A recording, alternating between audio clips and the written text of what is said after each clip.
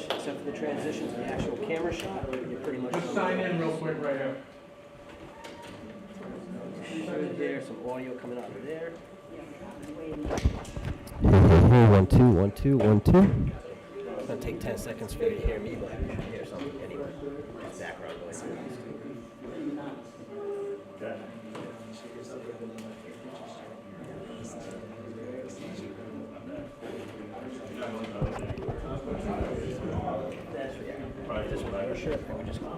Those of you guys walking in, just sign in real quick. Person with the collar. Just like that. Shirts are in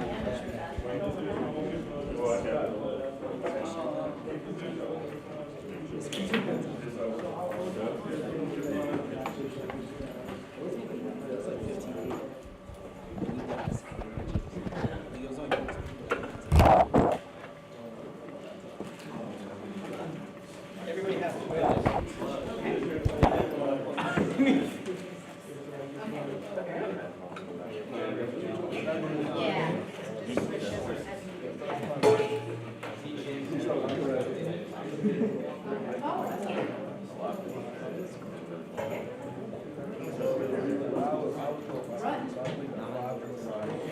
Did you sign in? Okay.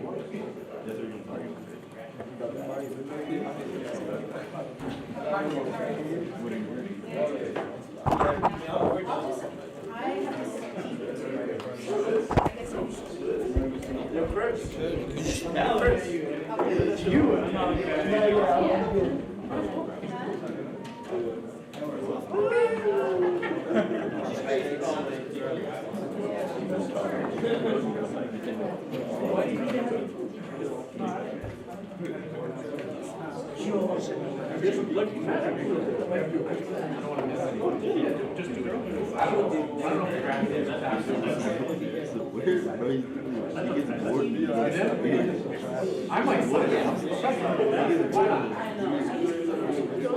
I've never seen someone look at old people. Like, what are you doing? I'm trying to close it.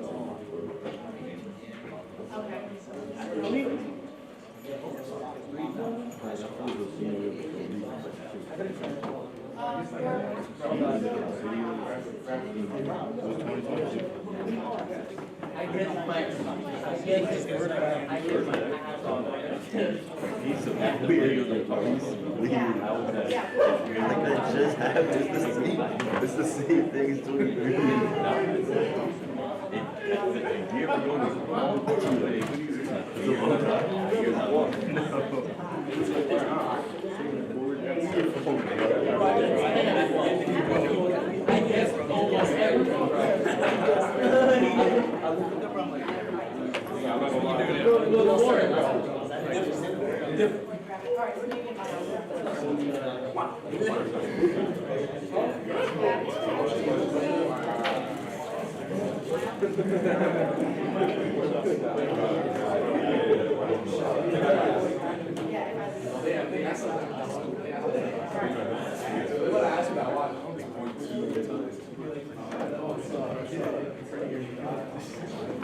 Who told you that?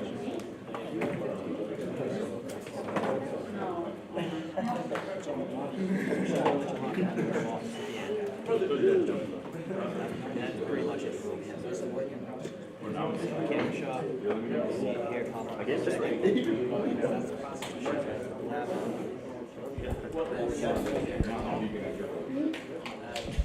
Great. Hello, everybody. Good evening. Excuse me as I wear this, put on this fancy little pin here so that people at home can hear me. I think most of you know me by now, but just in case you don't, or if anybody at home doesn't know me, I'm Catherine Lewis, Assistant Professor of Exercise Science here at AIC. Thank you. So I'll be your MC for this evening. So welcome to the 2024 Senior Symposium, where our graduating seniors are here to present their capstones for pretty much their career here at AIC. So it's quite interesting. We've got a great range of topics that they're going to cover. Most of them have done research proposals, so this is like soup to nuts, everything that you do as you prepare to do an actual research study. And we have one individual who actually did exercise training as his capstone. So we'll get into, that'll be introduced more formally in a little bit. But they have worked very hard all year long in putting this together. So hopefully you guys will come away with some great ideas of your own and more insight into some aspects of exercise science. But before we get started, we've got a couple of awards that we'd like to give out, every year we give out the, bear with me as I get the title because I'm blanking, Exercise Science Excellence Awards. So the Exercise Science Excellent Award is given to the graduating senior with the highest GPA and who has exemplified academic excellence within the undergraduate exercise science program. This year's recipient is Justin Howard. Yeah.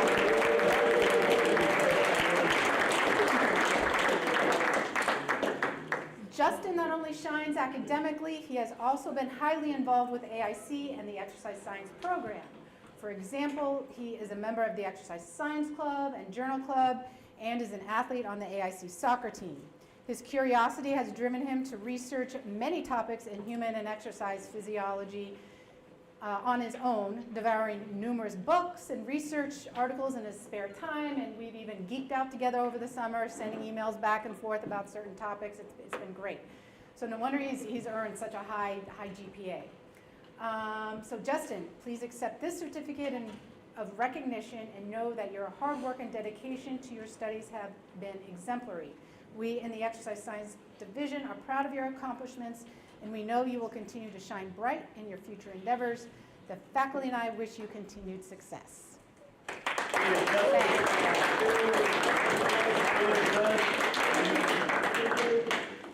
All right, we have a second award that we don't necessarily give every year, but this is the second year in a row we've given it, and we feel that it's important to recognize the contribution in terms of service towards exercise science. So this is for the Outstanding Service Award. Makes sense then. So I'll say who it's for and then give an explanation. So the Outstanding Service Award goes to Tabitha Aponde.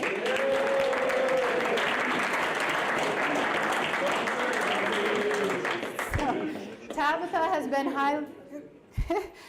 been highly involved with the Exercise Science Division, volunteering for numerous things, including participating in the health fair at the YMCA this spring. She's also been instrumental in getting the Exercise Science Club recognized as an actual club through SGA. Are those the right initials? SGA, yes. Yep, and really has established it going forward as a legitimate club, so that way hopefully we can have funding, and then that way other people can take the reins and really get the club up and going. So remember that for next year. It's not a club where it's going to like be crazy amount of hours that are requiring of you. It's intended to be fun and give you an extension kind of your experiences here. So more to come on that. Even though we've been offering the club every single year forever, y'all don't participate. So I want to get you guys involved. There's lots of opportunity for you. So I made sure there was a budget, so we'll actually have like stuff and like shirts and like things to give out and places to go and things to do. hence the winner of this award. So please join. Okay. Thank you, Tabitha. I'll give that.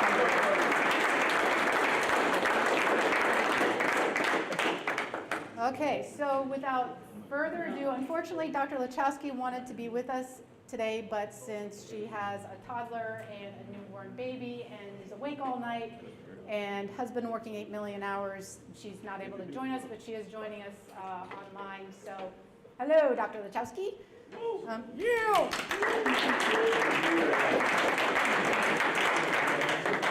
So without further ado, we'll get started on the capstone. So I'd like to introduce Dr. Christopher Swart, who is going to be presenting the capstone.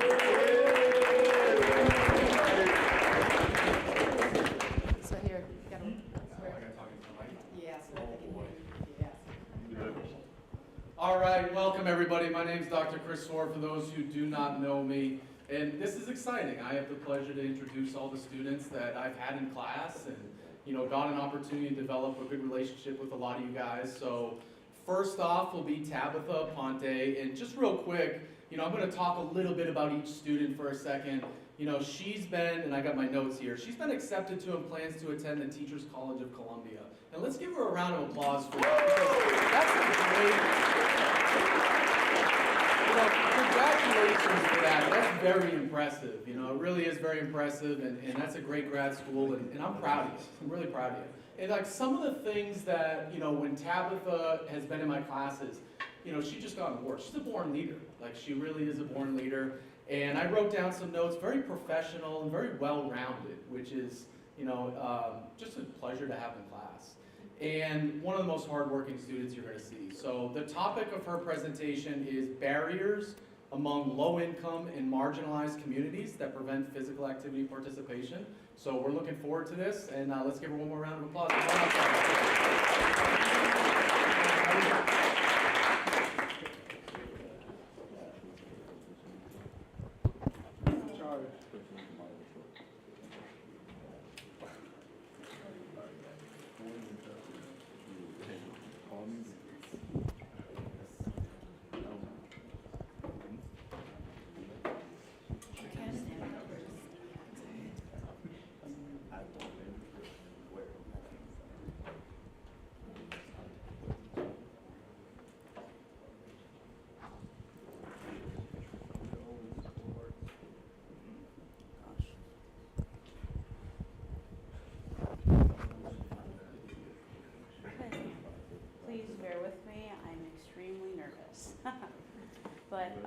My name is Tabitha Ponte, and today I will be talking about barriers among low-income and marginalized communities that prevent physical activity and participation, specifically within the youth population. So today during my presentation, I will take you through some introductory information, discuss some of my interests, how it will progress my field, do a review of literature, take you step by step through my procedures, discuss my purpose statement, and then finally make some closing remarks. So I wanted to shine some light on why did I choose low income and marginalized communities and kind of what does that mean. So with these communities, they face a high prevalence of non-communicable diseases, which are also known as NCDs. NCDs can include anything from heart disease, cancer, chronic respiratory disease, diabetes, and according to the CDC, they are the leading cause of death worldwide and represent an emerging global health threat. NCDs kill 41 million people each year and are equivalent to 74% of all deaths globally.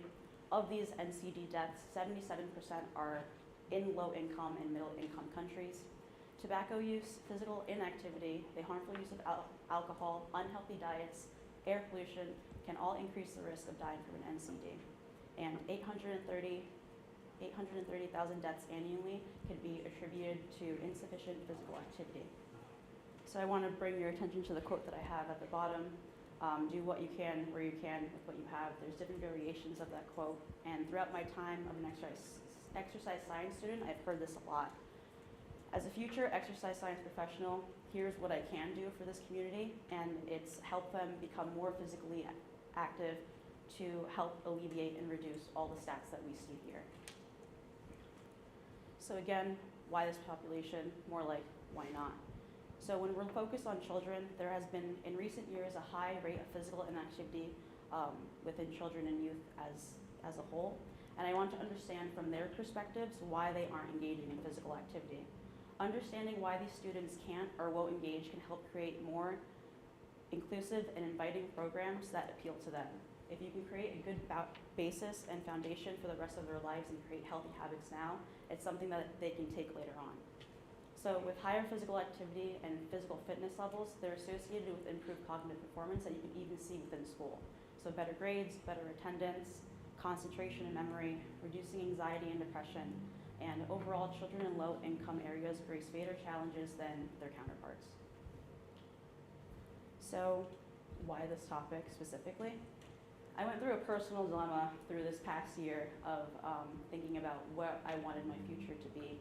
And after acquiring all this knowledge and information of how important exercise and physical activity is, I thought a lot of this information would be useless if it was stuck behind a paywall. To have access to a personal trainer, you need three things: disposable income, transportation, and motivation or support to adhere to that program. These three things can be seen as barriers within low-income and marginalized communities and hinder participation for this population. So as we've seen, there's an entire population that needs to participate in more physical activity but can't, and I wanted to know why. Many organized sport and physical activity programs that already exist, for example, like Boys and Girls Clubs, YMCAs, and other subsidized programs, they kind of exist in vain into the community that they're brought into. If they are already here and we have physical education, why is there still such a high prevalence of NCDs? If they exist, why aren't they successful? And also, personal experience being a low-income athlete growing up. So why would this help progress my field of interest? In the future, I want to be able to increase overall access and opportunities for physical activity, to use physical activity programs as a public health tool to combat these NCDs, and to be able to identify barriers to physical activity to design and create more inclusive programs. And again, habits that are built within youth can extend across an entire lifespan. So the key takeaway I want everybody to kind of focus on is I want to observe how economics, the access to transportation, and social support systems affect physical activity participation predominantly within these low-income, marginalized communities. So when we're talking about specific barriers, these are the three specific barriers that my research, going through my entire research, that I found were a most common theme between many different types of communities. So with my first review of literature, the topic was Urban Indigenous Youth Perspectives on Access to Physical Activity Programs in Canada, and their purpose was to observe the restrictions that urban Indigenous youths encounter when accessing physical activity and sports programs. What exactly does this mean?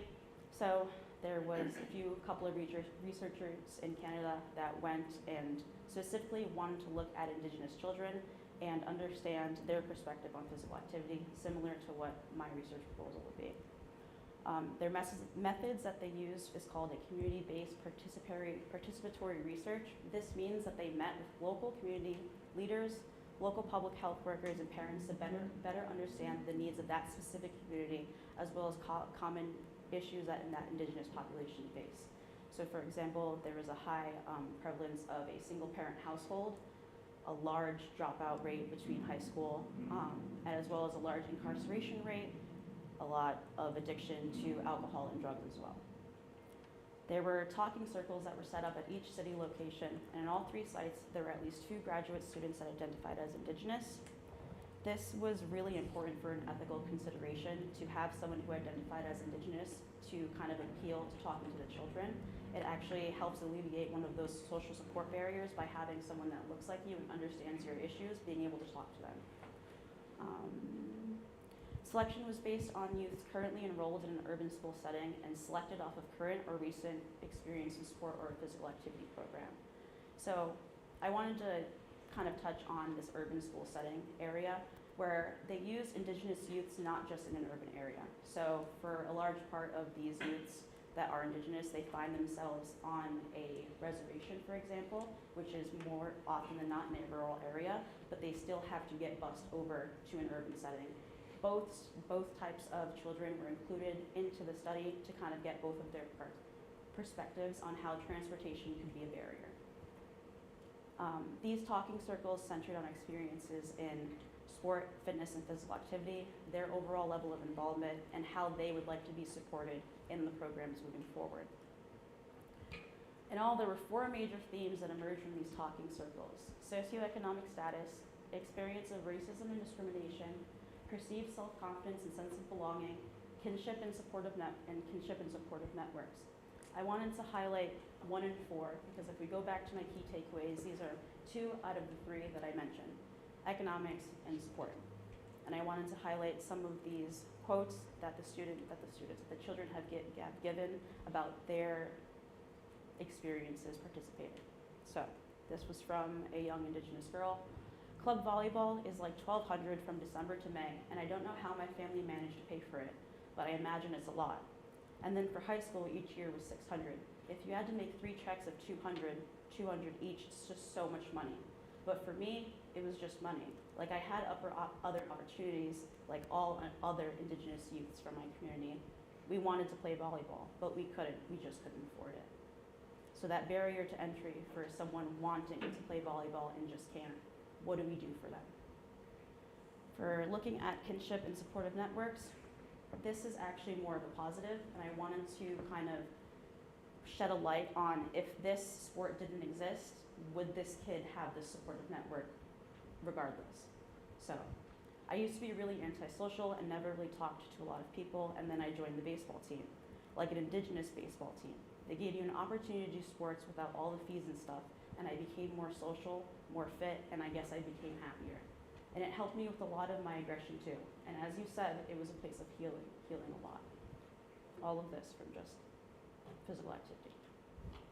So my second review of literature, moving from children, I'm now looking at parental perceptions of a national program that funds sport participation for low-income children and youth in Canada. The purpose of this study was to examine how financial assistance programs alleviate the barriers of sport participation and its impact on parents as a whole. So this program kind of exists to alleviate the financial barrier that I was alluding to before, but even though that barrier is alleviated, does that necessarily mean that everybody would be able to participate? So the methods, they were selected from communities that have the highest number of kids sport participants. Since kids sport was a program for low-income children, if there are areas that have a lot of participants, we can conclude that that is a low-income area. Parents with children who participated for at least 2 years, age 7 to 17, to kind of understand what real effect that they had on that family within the 2 years. Included participation from a variety of sports, and the locations were made convenient for the parent to also alleviate that transportation barrier that I was talking about before. Questions were structured around why did you decide to apply for kids sport funding, how did this funding impact your child's participation, and what are some of the benefits or limitations of kids sports. Interviews were only 20 to 60 minutes, and reimbursement was actually given up to $25, and all participants were given a $25 gift card to a local grocery store. I wanted to also highlight that last part of their methods is because when you think about what I said before about a lot of these areas being a single parent household, there's a lot of moments where parents really have to decide where they're putting their time. To ask them to come and take time out of their working day to answer a bunch of questions, it ultimately has to be worth it for them. So reimbursement for travel and even giving them money to a local grocery store could mean a lot. In conclusion, all participants expressed the desire to enroll their children in a physical activity or sport programming, citing that they understand the health and social benefits of being active, and expressed that the subsidy helped alleviate financial constraints, but other barriers now arose between childcare, transportation, and extra costs associated with sport. I highlighted transportation because now that is the third barrier that I've alluded to that we are now seeing. So again, back to social support. Just think if this program didn't exist, would this person have this experience later on in their life? We'd never know. But again, this comes from a parent now talking about the kids sport program. My very best friend that I have now, we met at soccer, and our kids were on the same soccer team. And it was 15 years ago, and now my very best friend in the world. I never would have thought, but it keeps you from drowning. You know, both of you and your children, you really do have a support network. For transportation, this was another mother talking about the barrier of transportation as a whole. Well, I live in a rural area, so there's not a lot to choose from us otherwise. I'm adding the cost of gas to drive 25 minutes this way or something, and when you're a single mom and low income, that's a huge barrier, especially if you have multiple kids and have to go throughout different times of the day. So ultimately, my purpose of the study was to be able to identify these economic, transportation, and social support barriers and how they affect overall physical activity participation. Now I'll take you through some of my procedures of my proposed study. I would obtain IRB approval, and since I will be working in a school district, I need administration approval as well from them. I would like to do an area identification and understand the specific community's needs, so do another community-based approach like we saw in that first study, meet with school administrators, phys ed teachers, public health workers, and other community leaders to really gauge what that community needs. I do it in a public school with children that are part of the free or reduced federal lunch program with information sent home on flyers. That program uses federal poverty guidelines, and I thought that would be a good margin to define what low income really means. And of course, low income can also sometimes mean marginalized because they experience the same type of deficits as well. For participation selection, I would like to provide some informational sessions for the parents to kind of gain their trust and a better understanding of what I'm trying to do. And I would include parents that have children aged 10 through 14, because I thought that would give a good range. And these children, I feel at this age, would have a better ability at holding a conversation and really discussing what they need. These children would either have participated or are currently participating in a physical activity program or have not. I did the have participated and currently participating because I want to understand if you were a part of a program, why are you not anymore? And if you are currently in a part of a program, what are some barriers that you are currently facing? If you have not participated before, what's the reason? I'd give informed consent to the parents or primary caregiver. I would then conduct interview sessions with the researcher present, interview with parents. I would like to interview the child by themselves, of course, with the consent of the parent. The child might be able to delve into more of a personal reason why they might not feel comfortable participating in sport, whether it be for bullying or other reasons, or they can give us a better understanding of what's really going on at home, where some parents feel ashamed of some of the stuff that they go through, so they wouldn't want to delve into it with a researcher, if that makes sense. I would like to meet at the school or a neutral meeting ground for convenience, and if they are unable to meet, I would like to arrange a Zoom or phone interview call, and also consent for recording during the interview process. I'd ask open-ended questions that are geared towards my 3 barriers of economics, transportation, and social support barriers, and conclude the interview with thanking them for their time and overall provide compensation for the parent, and if the child was involved, the compensation for them as well. So this could be in the form of gift cards for gas and grocery stores, and also allow for some information on local sports programs and other subsidized programs within their area that they could also probably get their child involved. For data analysis, I would transcribe the audio recordings, organize notes from the interviews. Once the data is analyzed thematically, you identify the recurring themes and patterns and barriers related to the questions I asked before, and we can draw connections between the identified barriers, potential strategies for addressing them. And then eventually, what's the point of doing all of this if there's no actual change? So I'd like to present this and implement it into future physical activity programs to stakeholders, school administrators, community leaders, and other policymakers. An identification of barriers would serve to create more of a community-focused physical activity program that directly impacts the needs of the community, create health and wellness equity overall, and strengthen community bonds socially and physically, to be able to eliminate barriers, increase access, and overall youth participation. These are my references, and thank you.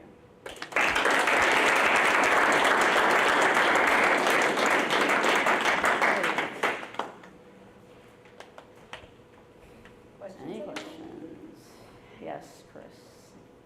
Would you consider like actually doing this study, like if you had the opportunity to? Yes, so much so that I even looked at the demographics of Springfield and tried to understand what I could possibly do here as well. So it's something that I feel like you can use as a tool in almost any type of different area with the idea. Yeah.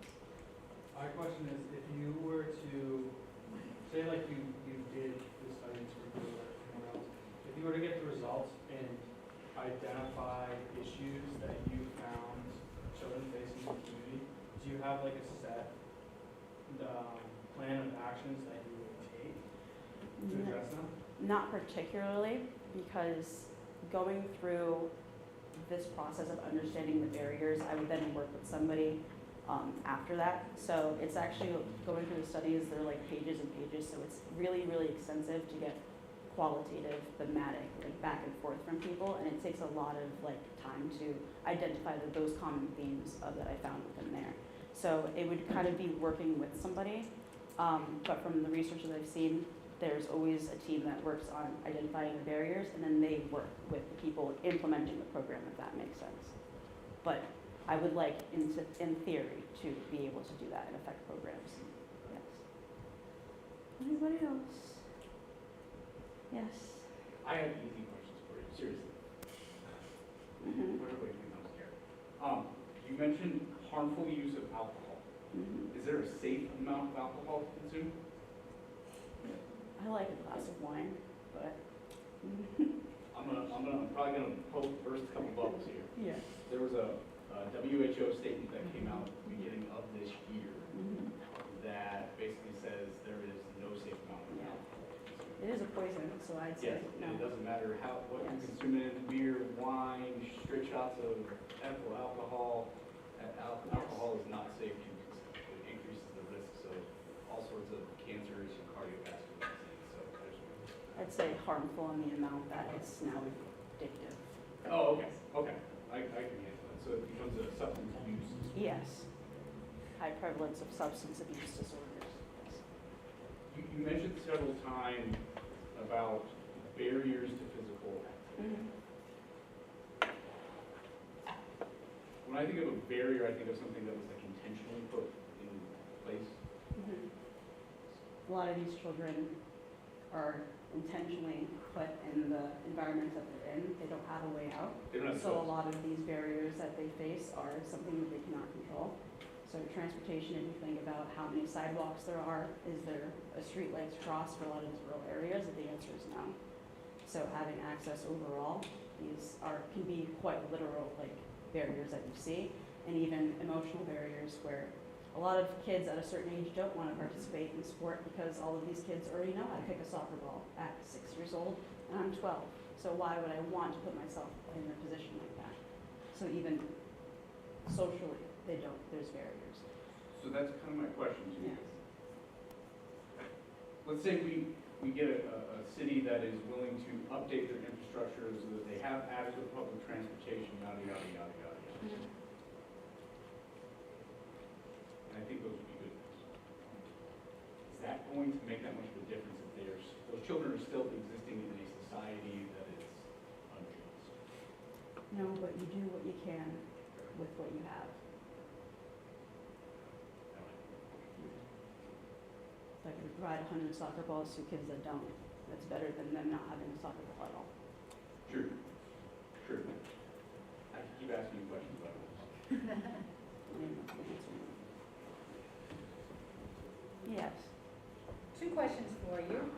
You talked in your purpose statement, you talked about identifying barriers, and you kind of hinted at looking into Springfield as a possible area. So I was just wondering if you could expand on that a little bit more, like, why would you do Springfield? Why would you kind of narrow it down just to maybe one particular area?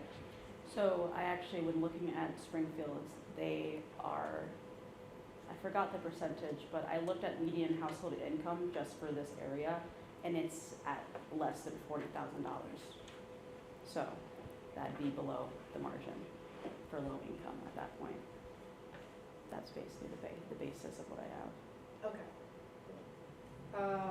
One other thing, you mentioned conducting an interview with questions that were kind of open-ended. First of all, kind of a twofold question. How would you ensure that the questions are understood? Because especially if you're working with marginalized population, you might have refugees, that kind of thing. And how would you know that the questions are valid? So if you can understand, kind of think of it from the perspective of the research method's definition of validity. Explain what might be the issues if these questions were not valid or validated, and what you might do to make sure that they are valid. So the questions would ultimately go back to the area of identification. So understanding the needs specifically of that community and what issues they face the most. And then the questions would then be semi-structured from there. So I guess, like, for an example, it would be more or less like, have you participated in a sport physical activity program before? Yes, I have. I used to do soccer. Oh, you used to do soccer. Why don't you do soccer anymore? oh, well, my mom couldn't take me to practices every Saturday. And then you would delve kind of more into why they weren't able to. And then going back to the parent and also asking them the same kind of theme of questions that kind of allude to that. Going back to the idea, if I thought transportation would be a barrier here, that's kind of how I would guide the conversation. If that makes sense. So you would have kind of like set interview questions, but then also let the conversation develop organically Yeah. to get. So it would be like a set idea, open-ended, where it continues to flow through the process. Okay. Great. Yeah.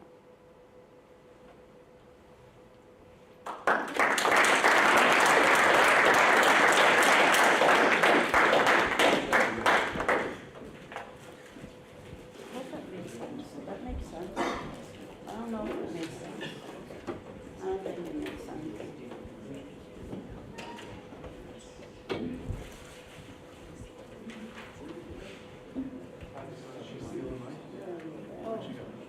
Tabby, I need that. Huh? We need that microphone. Oh, Oh. Mike. Wait, that was Stephanie. I'm talking in front of you, so I'm just tired.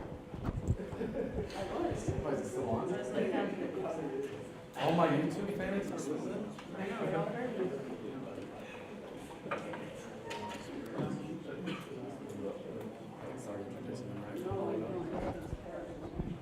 All right, thank you, Tabitha. Next up is Justin Howard, and he's received several awards over the last couple days. So let's give him another round of applause.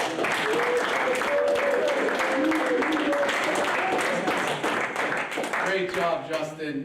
Justin is in the process of applying to graduate school and in the field of exercise physiology, and I can promise you that's not going to be his last degree. He's certainly going to keep going. He's going to be collecting degrees and certifications and credentials for a long time. You know, Justin's one of the most intellectual students I've ever had in the last decade or so that I've been teaching. And there are few students over the last decade that have been able to like push me back on my heels and make me a little self-conscious of my own knowledge, you know, in the classroom, and like really makes you think. And that's a great thing for our field. Like, we need more people like that in many settings in our field. So Justin, you know, I'm really proud of you as well, and get ready to hear a lot of big words. There's gonna be a lot of big words in this presentation. So his topic is clinical application of ketogenic therapy in combination with resistance training for obese and type 2 diabetics. So let's give him a nice warm welcome.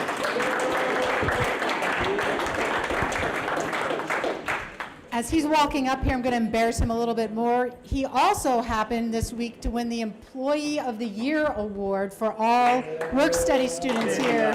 Very well deserved.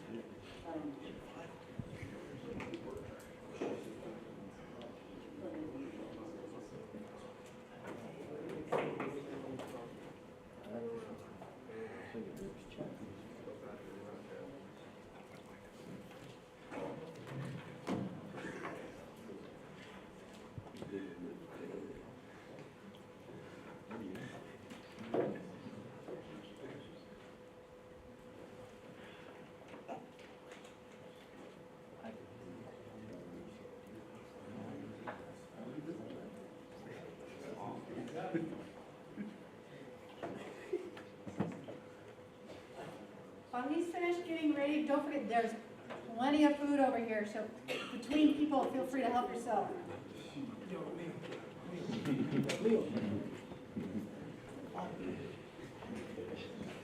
You just got it.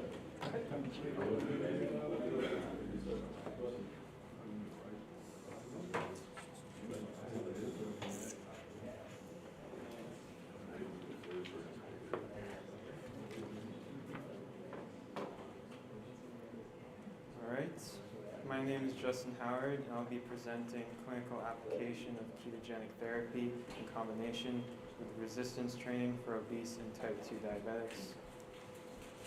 So originally I had like 50 slides, and I was planning to cover a bunch of chronic disease states. I wanted to start off with this overdramatic slide, and I was going to go through and explain how excess glucose that induces insulin resistance plays a role in each, and because of its complications with health and reproductive competence, the human race would die off. That is why my slides are formatted in skulls and bone, but I only have 30 minutes to present. This is a shortened version that covers what insulin resistance is, its cause, obesity, and type 2 diabetes pathology in my proposed study. I will most likely post a video somewhere of me going through the entire presentation if anyone is interested. Before I go any further, I should mention what insulin is. Insulin is a hormone released from the pancreatic beta cells, primarily in response to a rise in blood glucose. It is an anabolic hormone, or a hormone that signals for growth, and it is widely understood as the hormone that acts as a key for glucose entry into a cell, promoting glucose utilization, de novo lipogenesis, or the creation of fat from glucose, and fat storage, thus decreasing beta oxidation or the breakdown of fatty acids for energy.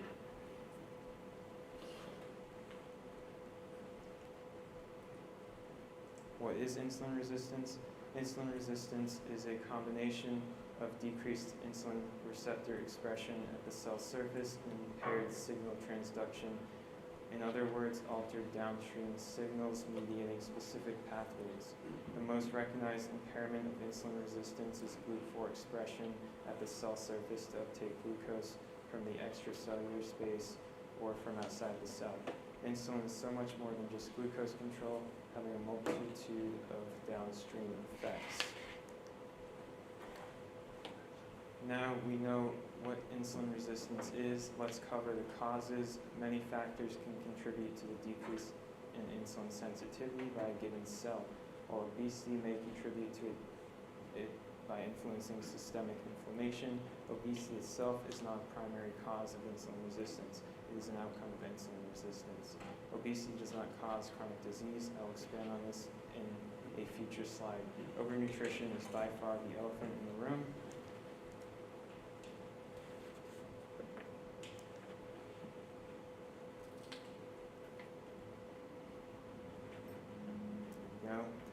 Overnutrition is by far the elephant in the room. Most of the population is insulin resistant because of diet. And when I say overnutrition, it's not simply calories in, calories out. Specifically, it is the overconsumption of carbohydrate in the diet that causes insulin resistance. I'll expand on this in the next slide. Excessive dietary carbohydrate causes insulin resistance. As you see in orange, a cell is represented, either a muscle cell or liver cell. For this example, on the cell surface, there's an insulin receptor as INSR. The hormone insulin will come and bind to this receptor. Through downstream signaling, the cell will translocate or move the GLUT4 receptor to the plasma membrane. Now glucose has a way into the cell. My glucose molecules are represented by red squares. These will travel into the cell by concentration gradient through GLUT4. Insulin also stimulates glucose to be converted into the cell into its storage form, glycogen, through a process called glycogenesis. Everything is fine and dandy until you reach the cell's limit to store any more glucose as a physiological mechanism to protect the cell from glycation and oxidative damage that would occur with any more glucose entering the cell. Insulin resistance occurs, locking the doors to glucose. The cell has protected itself from damage, but the pancreas is in charge of protecting systemically the damage of hyperglycemia or elevated blood glucose. So in response, the pancreas dumps insulin into the bloodstream in an effort to decrease blood glucose levels. These elevated insulin levels are referred to as hyperinsulinemia. With insulin resistance, you have hyperinsulinemia. Now that you've gotten through what insulin resistance is and what is the primary cause of it, I would like to clear up my statement that obesity does not cause chronic disease. In doing so, I'd like to draw an analogy. Researchers find an alarming correlation between the number of ice cream sales and shark attacks, so they erroneously decide that ice cream sales are causing shark attacks. However, there's another variable at play here, the confounding variable. if a confounding variable affects the relationship between other variables. A root cause, if you will, that root cause being warmer weather. With warmer weather, more people are eating cold desserts. With warmer weather, more people are at the beach and in the water. What am I getting at here? We commonly just throw obesity on top of chronic disease causers. Is it the obesity per se that is driving chronic disease? Or is it another confounding variable that we are missing?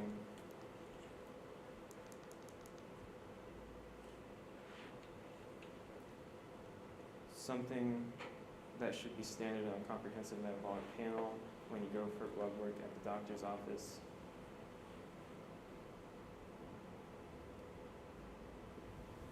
Sorry, I'm having issues with my slides.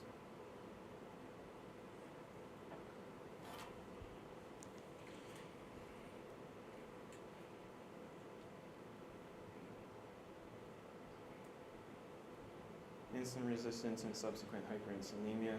This is what is causing obesity and chronic disease. Clinical data would support this, as there are many metabolically healthy obese, which is likely due to their genetic ability for adipose tissue hyperplasia, where the fat cell can multiply in number as opposed to just hypertrophy. Issues arise when the fat cell becomes very large. They begin to release inflammatory adipokines and cytokines in an effort to stimulate vascular growth around them as they become hypoxic or they lack oxygen. They will also begin to secrete free fatty acids back into the blood. So obesity can contribute to chronic disease, but is not the main driver. Insulin resistance is. Moving on to obesity pathology. Okay, here we have the obesity model that has been the prevailing idea in the nutritional/health space. Keep in mind, this is the model that has helped us achieve 73.6% of the population being overweight or obese. The energy balance model states that an increase in energy intake and a decrease in energy expenditure leads to an increase in circulating metabolic fuels, with excess leading to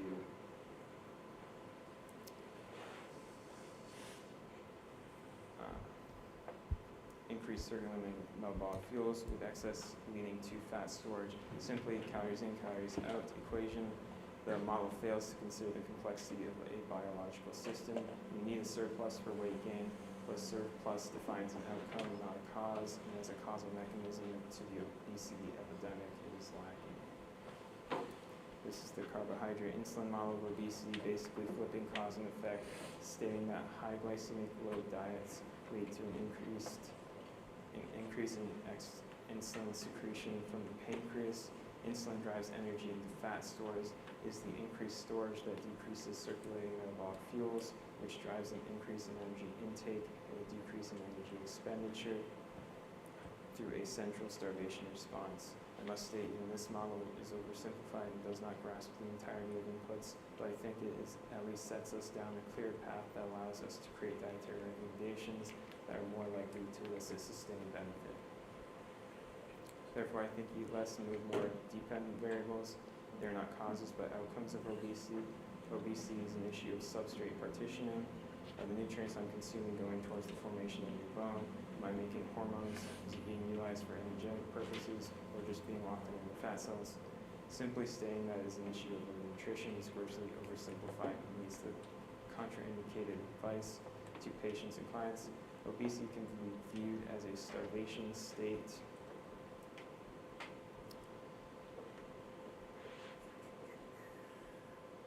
If we figure out how to get the nutritional substrate to be correctly partitioned, we fix the problem. The graph on the left represents the blood glucose response in relation to glycemic load of the meal. There's glycemic index, which indicates the rate at which a carbohydrate source is broken down into glucose and is absorbed into the bloodstream from the gut. Glycemic load takes this a step further and measures how quickly and how much glucose is entering circulation. Unfortunately, this is not as black and white as it seems, as we all have individual differences in blood glucose responses to foods we eat due to digestive differences, but it can give a rough estimate to what is likely occurring. As shown on the graph, a acutely high glycemic load meals have a profound effect on blood glucose, followed by an episode of hypoglycemia.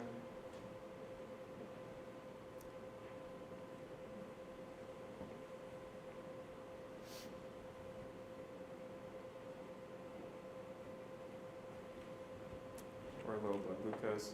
And according to the carbohydrate insulin model, this would trigger a central response activating hunger signaling. The graph on the right shows normal insulin response to a mixed meal. There is a first phase and then a subsequent second phase with insulin resistance over time. Basal insulin begins to climb and the insulin response increases as more insulin is required for signaling cells to uptake glucose. This idea of a drop in available metabolic fuels is demonstrable in humans with a study involving 12 adolescent males.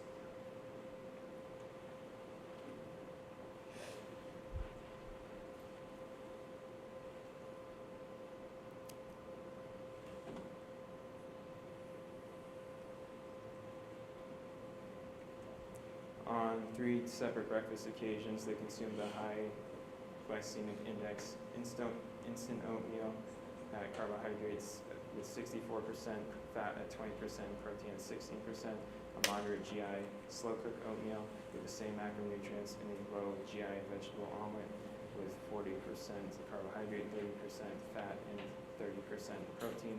Hormonal responses and metabolic fuel concentrations were monitored for the following 5 hours post-meal with greater glycemic loads following greater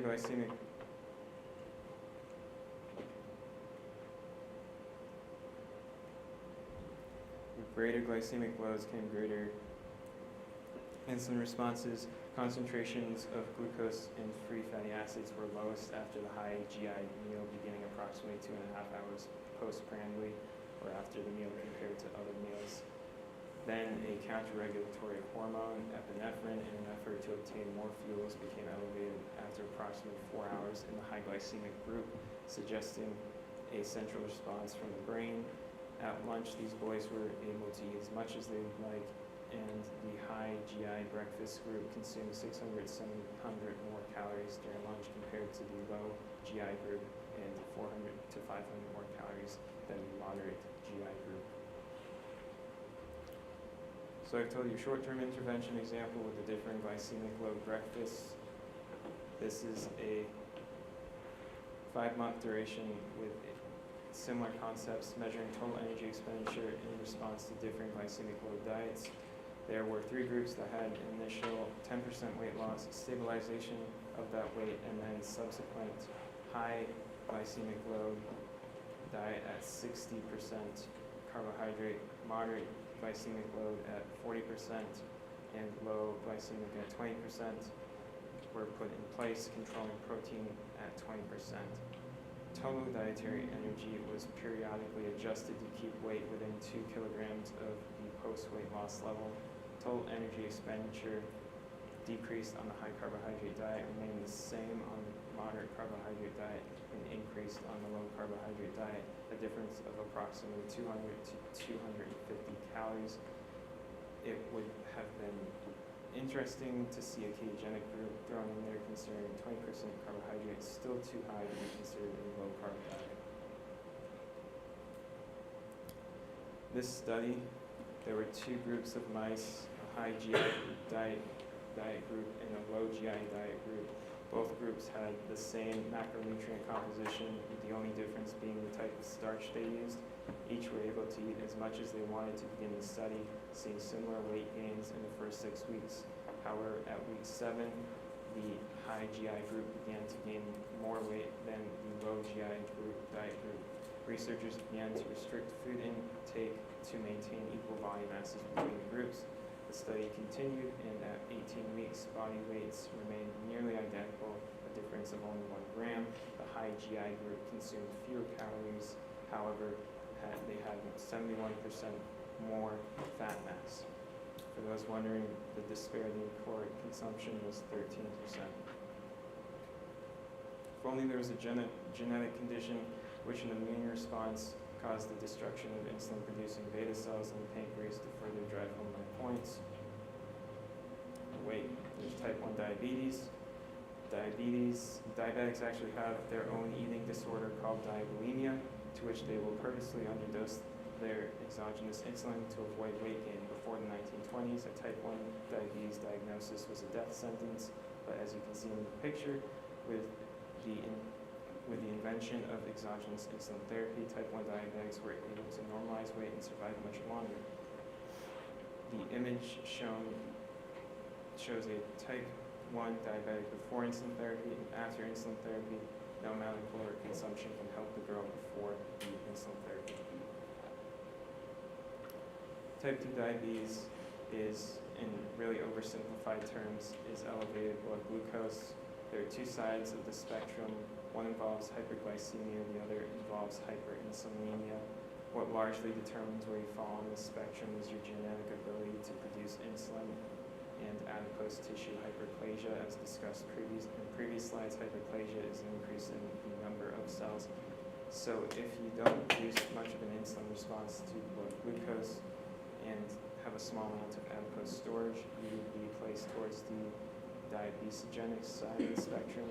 Thin on the outside, fat on the inside, or TOFI is an actual medical term which describes individuals who present lean but with body composition measurements displaying a large amount of visceral fat or fat around their organs. On the other side of the spectrum falls the obesogenic phenotype. These individuals have very high capacity to produce insulin, and their fat cells are able to multiply. You are initially able to keep the blood glucose in control by producing more insulin. However, you eventually reach your genetic capacity and or you damage your pancreatic beta cells' ability to produce sufficient insulin to maintain blood glucose levels, which slides you over from the obesogenic side to the diabesogenic side in a zone of hyperglycemia and hyperinsulinemia. Pathologies listed below are just the clinical observations that doctors make within their own practice, common disease trends depending on where you fall on the scale. You can think of type 2 diabetes as end-stage insulin resistance. The only thing that separates the conditions is blood glucose control. Once you pass the genetic point of being able to suppress excess glucose in the blood with hyperinsulinemia, you are diabetic. This is why it's so imperative that fasting insulin levels be tested more often. I would recommend including a fasting insulin as standard within a comprehensive metabolic panel. Changes in insulin sensitivity related to fasting insulin levels can indicate type 2 diabetes trends decades before the official diagnosis of diabetes. Glucose measurements only inform you once you already have the problem. Many other states can be warned or prevented by doctors telling patients to try to lower their insulin levels. That being said, lowering insulin levels should be the goal with diabetes treatment. Our current model of care is disgraceful. The response is to give patients prescriptions for insulin, not addressing glucose input, which literally and figuratively costs them an arm and a leg in the long run. More insulin only exacerbates the problem. Patients have lost control of regulating glucose within the body. In what scenario does it make sense to force more glucose into an already overloaded system? If you haven't read the pie chart yet, 52.3% of US adults either have diabetes or prediabetes. If your blood glucose is in a safe range, you are considered abnormal. Exercise's effects on long-term insulin sensitivity are insignificant in context to nutritional intake. However, it can temporarily alter insulin sensitivity by depleting glycogen stores in tissues. This effect is mediated by the upregulation of glycolytic enzymes during and after exercise, which is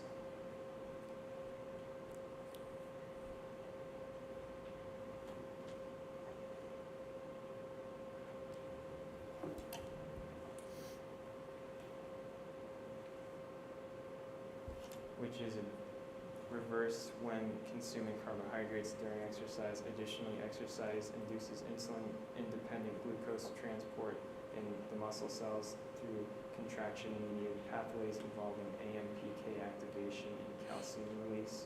Resistance training promotes muscle hypertrophy, increasing glucose storage capacity.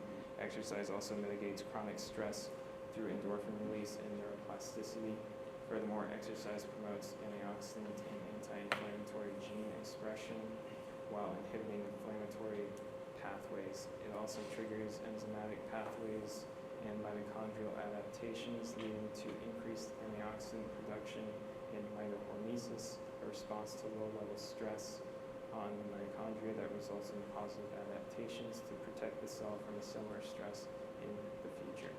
In short, resistance training will increase nutrient uptake and utilization, reduce stress, lower inflammation, and increase the number and function of mitochondria. The ketogenic diet offers a promising approach to addressing insulin resistance by significantly reducing the carbohydrate load on the body.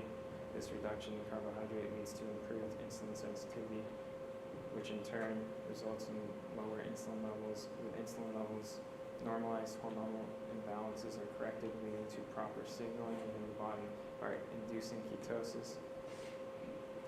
The ketogenic diet introduces ketones as an alternative fuel.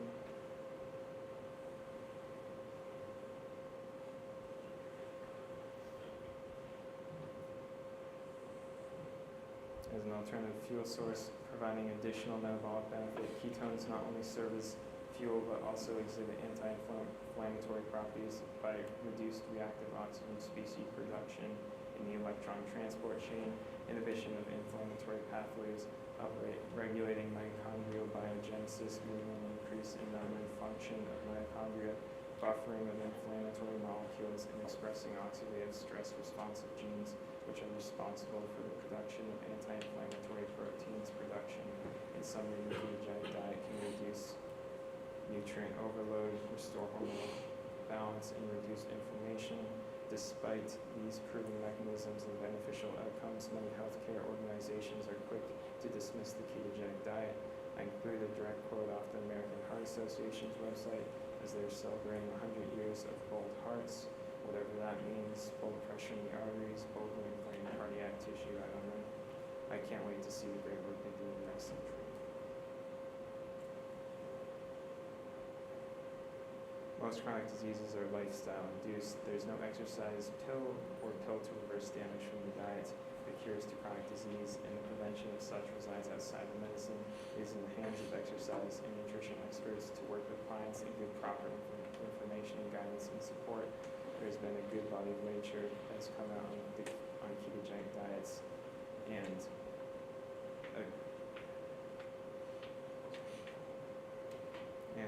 plenty of research to support insulin resistance training and slowing disease progression. This study will hopefully provide insight on combined ketogenic and resistance training effects on obesity and type 2 diabetes outcomes. If results show benefit, the methods can be used in clinical application in this population. The methods can also be applied in future studies looking at other chronic diseases. The duration of my study would be 1 year, a 52-week dietary application, and a 49-week resistance training application. I plan to implement a ketogenic diet. There will be a 6-week transition period from the participants' current diets. At the end of 6 weeks, participants in dietary groups will be getting 30% of their calories from protein, 69% from fat, and less than 20 grams per day of carbohydrate. There will be an emphasis on consuming more fatty cuts of meat from ruminant animals. Meats, dairy, and eggs are allowed. Salad greens, non-starchy vegetables, seeds, and nuts, and spices are limited by the 20 grams of carbohydrate rule. Prohibited products include grains, legumes, starchy vegetables, fruits, ultra-processed foods, sweeteners and artificial sweeteners, MSG, gums, and seed oils, and very limited quantities of organ meats. There will be a cap of 3 eating periods throughout the day. Ideally, participants should aim for 2. We have a primary anabolic window following food intake, which should be balanced out by a catabolic window and ebb and flow instead of the current ideas of snacking. Constant anabolism is dysregulation of metabolism.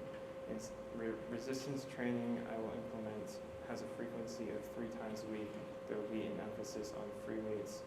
Machines are just not realistic to real life and can lead to muscular imbalance. I will include compound movements that utilize large muscle groups working across multiple joints. The intensity will be set at moderate with the rep range typically falling at or near 8 reps. The clients will progress their weight depending on their subjective measure of RPE, or rate of perceived exertion, utilizing a 10-point scale at which lower than 7 rating will result in an increase in weight. The rest time between sets will be 2 minutes, and between exercises 25 seconds. All sessions will begin with a dynamic warm-up targeting all major muscle groups. The first block of the program contains a compound movement to stimulate large muscle groups, followed by a core stimulus to encourage proper bracing and form the compound movement. B block works more like a circuit training style, balancing muscle groups and finishing with a functional movement. And the third program, I will introduce barbell movements and continue to utilize a similar programming style as shown, with an emphasis on compound movements. Compound exercises are an important part of the program as they stimulate the greatest anabolic response and recruit the largest amount of muscle mass. They are also the most realistic to our movements in everyday life, so the transferability is there for functional capacity. There will be a total of 6 programs throughout the year-long intervention, each lasting 6 weeks with 10 rep max testing at the end of each program. There will be an introductory and low-intensity resistance phase. This allows a smooth transition for the dietary group as their body figures out its new metabolic state, as well as allow the participants to become familiarized with form and basic concepts revolving around resistance training. A strength coach will be coaching each session. The relationship a coach can build with their client can be instrumental as it is an addition to their support system through this process. For this study, I'll focus on the diabetic population, but I think this can be applied to most chronic disease states, as insulin resistance is the cause, or at least a significant exacerbator of most chronic diseases. In total, there will be 40 adults with type 2 diabetes diagnosis. I would like an equal representation of women and men in this study. The more comorbidities, the better. More data to show the effectiveness of my intervention at the end. I don't have much for exclusion criteria. All participants need to be cleared by a physician for their participation. I will have 4 groups: a control group, a resistance training group, a ketogenic diet group, and a combined ketogenic and resistance training group. Each group I plan to have 10 participants in, equalizing sex, with 5 male, 5 female in each group. The dependent variables I will be measuring to give me an idea of the effectiveness of each intervention will include anthropometrics, labs, personal statements, and other testing. Specifically, anthropometrics or body measurements I will be taking include air displacement, plethysmography, I hope I said that right, or BOD-POD, which measures your lean to fat mass using density, hip-waist ratio, which assesses visceral adiposity, and body weight, a simple measure of mass, but does not inform on the composition of an individual. Labs include a comprehensive metabolic panel, assessing blood sugar levels, how your kidneys and liver function, and your electrolyte and fluid levels. Fasting insulin, C-peptide. C-peptide is endogenously secreted in equal amounts to insulin, as is a part of the pro-insulin molecule before the pancreas releases insulin to the body. Thus, with a diabetic population, you can better assess beta cell function by deciphering between exogenous and endogenous insulin production. It also has a longer half-life in blood. Hemoglobin A1C, a measurement of how much damage you have done to your red blood cells by glycation over a roughly 3-month period. Lipid panel measuring changes in lipoproteins and triglyceride levels in the blood. Complete blood count measuring red blood cell count and function, white blood cell count, other immune cells, and markers of inflammation. That includes C-reactive protein, which is released from the liver in response to inflammation, and erythrocyte sedimentation rate, the rate at which red blood cells collect at the bottom of the test tube. Other testing includes MRI to assess fatty liver states, a CGM or continuous glucose monitor, which will give readings every 5 minutes. I'll be using the Dexcom G7, and a ketone breath meter, which participants will measure the acetone and ketone volume in the breath to assure they are in ketosis. Participants' personal statements, which will include detailing their experiences and feelings throughout the intervention so that future applications can be modified to increase individual compatibility and enhance adherence.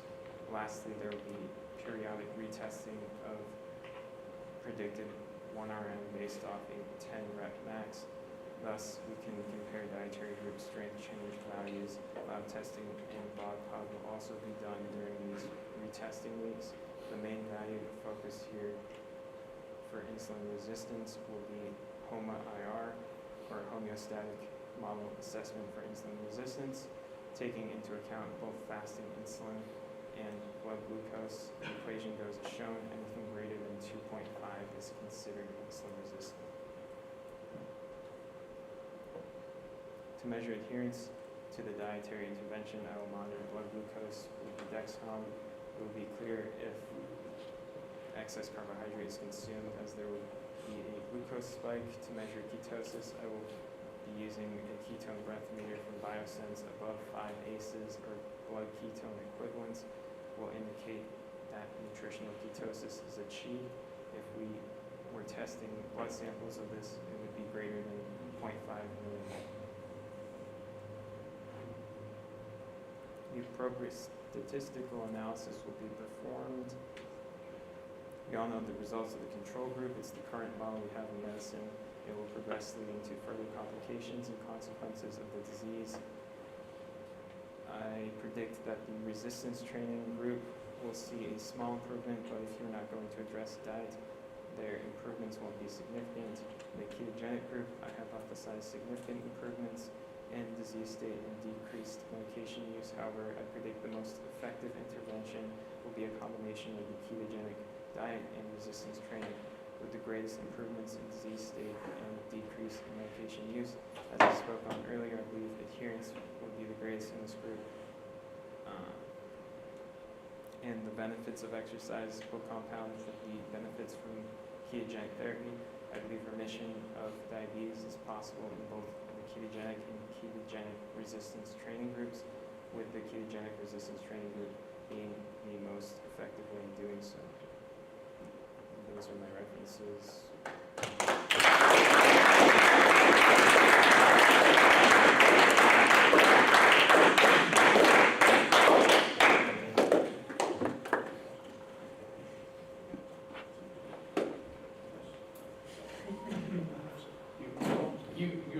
Real quick, I'm very happy that you brought up the fasting insulin, right? Because I think that's a big area where a lot of like general practitioners miss the boat. I think we can catch this stuff a lot earlier. But I'm gonna play devil's advocate for a quick second, mainly because I know you can handle it.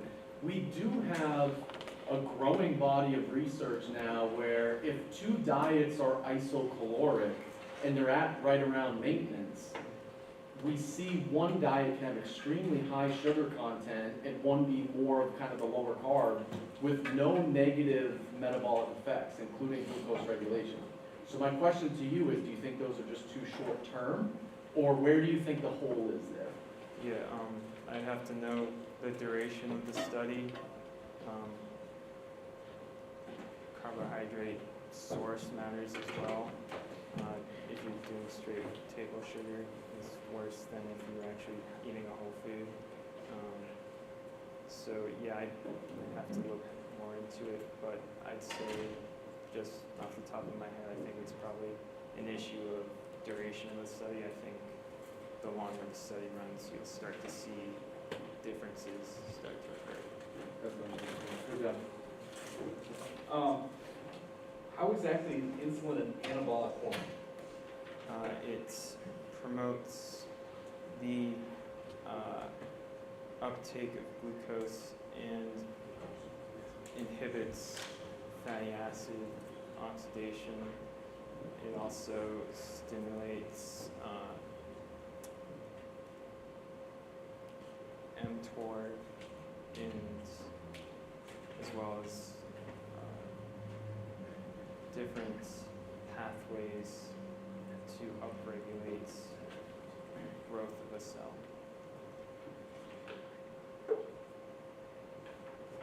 That's all Yeah.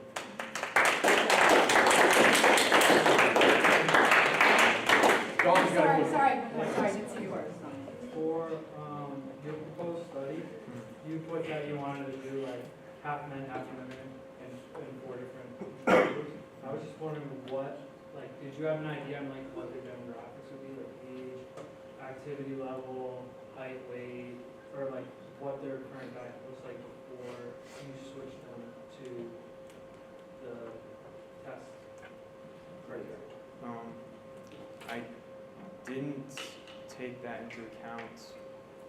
I wanted to get, I guess that could be an issue if I'm trying to compare statistically between groups, but I also wanted to see the effectiveness across a bunch of different age ranges and also with people that have had the disease, so your older individuals that maybe have had type 2 diabetes for 20 plus years, and versus someone that had just became diabetic in the past year, and just seeing the different times it takes to see the changes develop.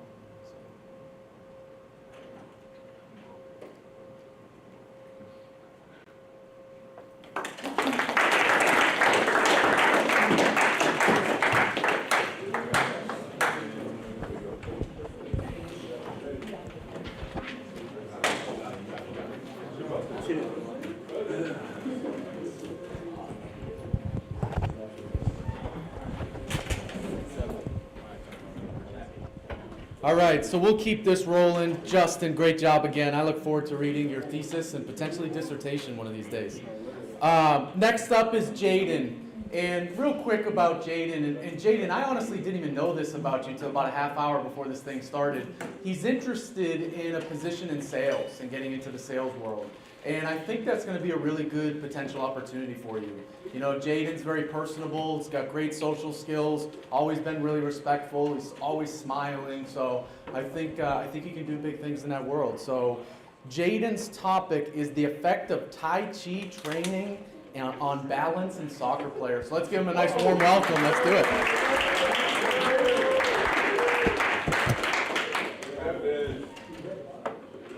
Got this, Jaden.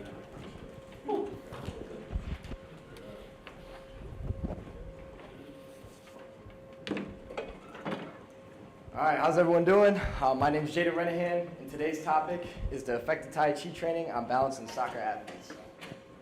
So just an overview of what I'm going to be talking about today. I'm going to go over my introduction, my relevant literature, my purpose statement, methodology, statistical analysis, and my substantive hypothesis. So my personal discovery of Tai Chi and why I kind of chose it. So I was a sophomore in high school, and I was at the YMCA. I was supposed to go to like this military training class because I was in football, basketball, and rugby, which are very high intensity sports. But unfortunately, knowing me, I went at the wrong time. It was supposed to be 2:30, and I went at 3:30. And I walk into this class, and there was a bunch of these people doing Tai Chi and this meditative music going on, and I really didn't know what it was for. So I entered the class because the instructor invited me in. I was too embarrassed to leave, so I did 30 minutes of Tai Chi. I noticed two things while I was at that Tai Chi class. I noticed the work rate. Again, I was going to this military class. I was supposed to do a bunch of burpees, a bunch of push-ups, but that's not what this was. It was actually the opposite. The first thing was the work rate. The work rate was really low. Like, I almost was like, why am I here? I should just leave. This is a waste of time. And the second part, I didn't realize it until now, was the meditative aspect of the Tai Chi. So when I was there, the music was going, and the instructor was like talking very gracefully, and he was instructing the Tai Chi very gracefully. So here's an overview of Tai Chi.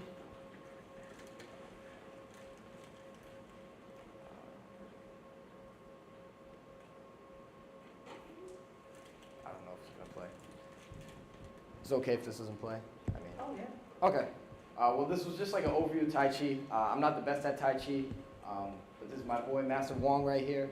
And he was supposed to teach you guys a little bit of the basic of Tai Chi, but I'll just explain it. So now switching over, led me to the 4 questions. So why do people do Tai Chi? Is this beneficial for humans? When did Tai Chi become a thing? Like why and when did this become a thing? And ultimately for me, I was like, what can swinging your arms back and forth slowly really be good for? And I'm gonna go through just some of the history of Tai Chi. So it originated in China. and it just spread throughout Asia very quick. It was actually originally taught as a fighting form, so it wasn't like what we see it today in like a classroom setting. It was taught as a fighting form for the fighters that went out and actually went to war back then.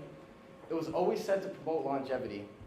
So again, like it was meant to support like everlasting life because like when they did this, they really believed in it, and it was also like a spiritual thing for them too. And the last one, Tai Chi has grown today from a traditional style, which is like that fighting style, to a more modern style exercise for everyone to use.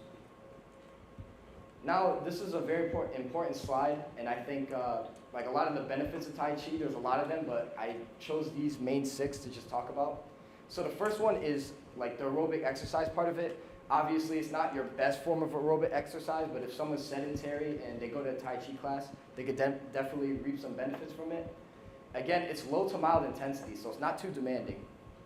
So kind of anybody could go to this class, beginner or if you're experienced, to go to this Tai Chi class and get a good workout in that's not going to kill you at the end. It's cheap. A lot of people overlook this one, but all you need to do is go to a gym or go to a class that has an instructor that can teach it, and you just show up in some workout clothes and ready to learn. Anybody can participate. I think this is my favorite one out of the 6 because it doesn't matter who you are. You could be young, you could be old, you could be handicapped, you could be an amputee, you could have a certain disease, but anybody could do this workout if you're cleared by a doctor. It helps with muscle growth.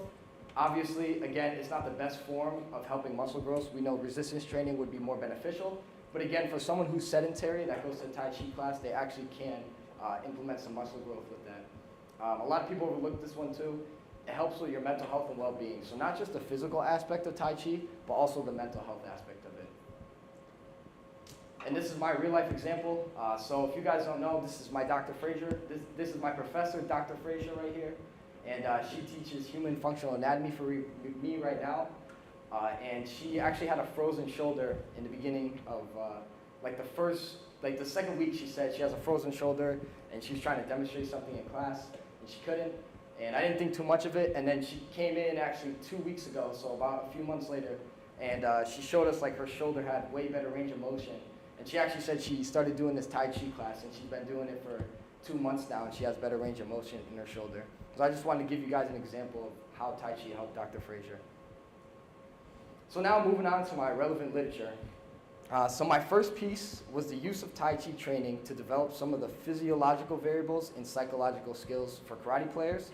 The purpose of this is to boost important benefits like heart function, balance, and stability, increase strength of legs, trunk, and back, increase flexibility, and mental health.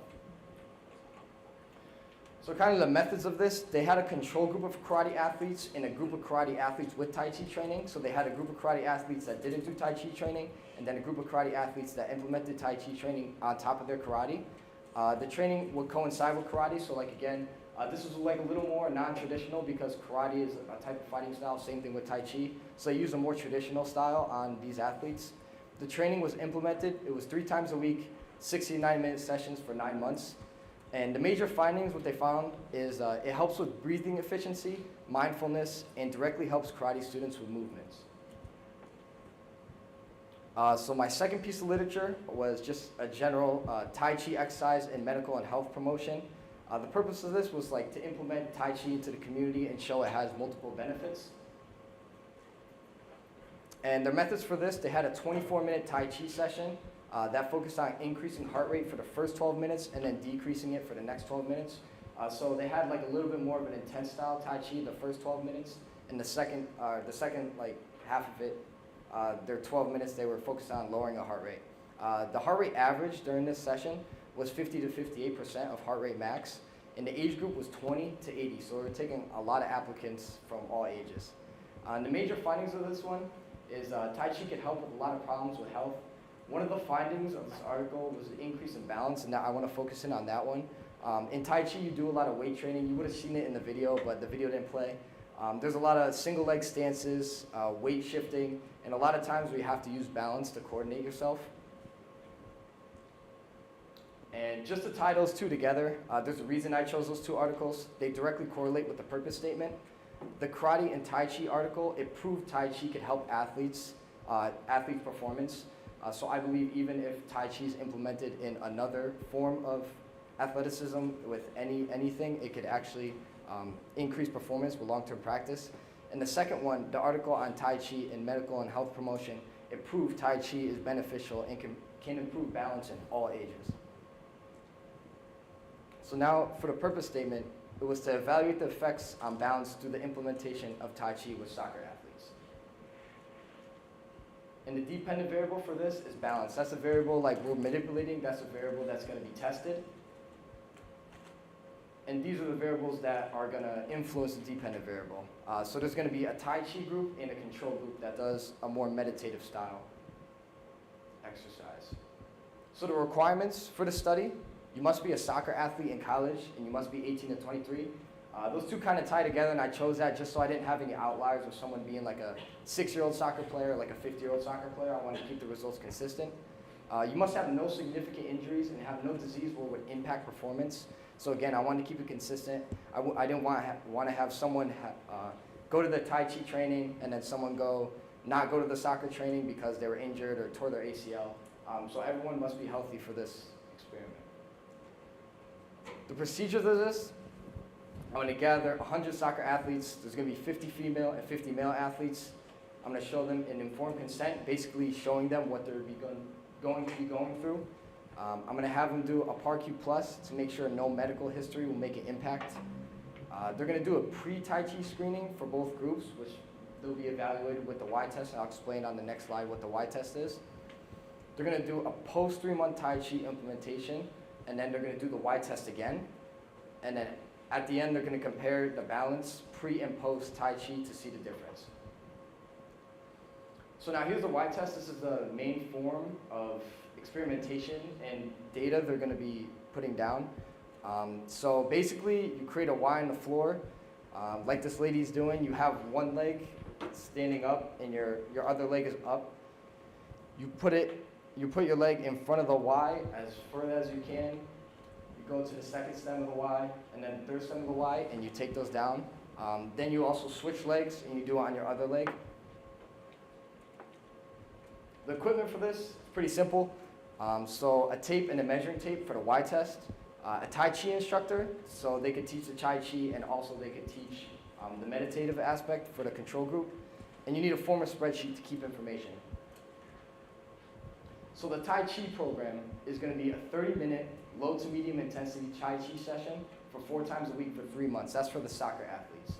And the control group, so the 50 other athletes that aren't doing it, will have the same thing, 30-minute meditation session for 4 times a week for 3 months also. So same thing, they're just doing meditation instead of Tai Chi.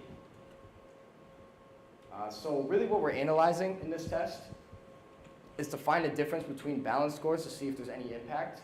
We're going to take pre and post, and we're going to see the Tai Chi group versus the control group.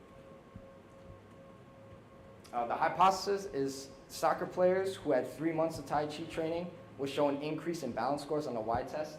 Due to the articles before, I think the literature shows that balance can increase with Tai Chi, and it could be implemented in certain training programs to help other athletes out, not just soccer athletes. The potential limitations of this study would be athletes not getting adequate sleep / bad choices. Dr. P talked about this a little earlier about alcohol use, also drug use that could affect performance and could skew the results a little bit. Excessive screen time, that could also be really bad for health. I think these 3 topics could be like an own presentation themselves, but these are just some factors that could skew the information. Last one I put is stress. Someone's stressed for 2 weeks and someone's not stressed for a month. The person that's stressed could actually have an impact in their performance and skew the results again for that Y test, pre and post. Here's my references, and appreciate everyone for listening.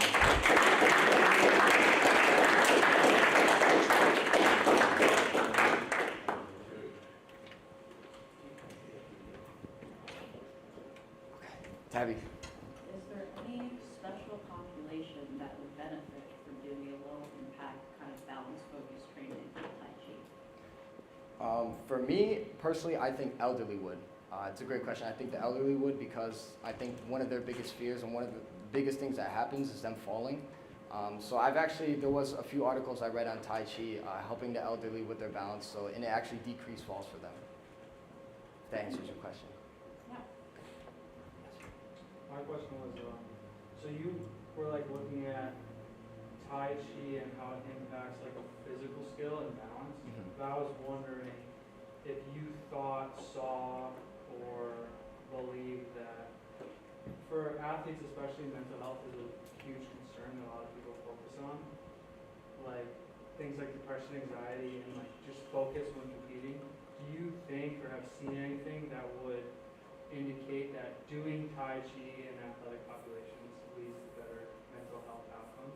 Yeah, for sure. I can't say for sure on the athletic side, but there was an article I read that was about elderly on like balance and falls, and it was about mental health. And it said that the elderly population actually benefited mentally from that Tai Chi training. In an athlete perspective, I can't say anything that there's hard evidence, but I think with research coming out, I think it definitely would be a stress reliever because it is a type of meditative exercise, and when you're doing it, it is relaxing. People compare Tai Chi to yoga, but Tai Chi is just less well known, so that's why I made this presentation, because I wanted to get it out to the public so more people could maybe go to a class and experience it, because it definitely is an art of its own, and it is very like yoga. So I think, or not yoga, meditation, sorry. So I think, yeah, like with more research coming out, it could definitely impact mental health positively.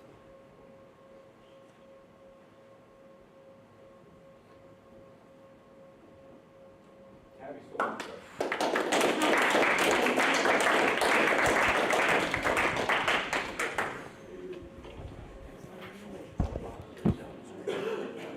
Thank you, Jaden. That was excellent.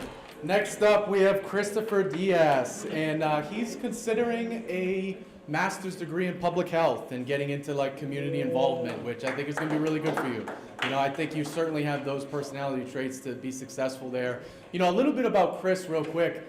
When he's in my class, if there's a student that like really is attentive and like you can tell he's absorbing it, he like looks you right in the eye, he shakes his head, like definitely somebody that's like trying to absorb all the information. And I appreciate that as a professor, so excellent job. And he's probably the only person in this room that has better dance moves than myself, so this topic is actually right in line. So his topic is the impact of a Zumba dance intervention on Parkinson's disease symptoms, a randomized controlled trial. Give a warm welcome for Chris.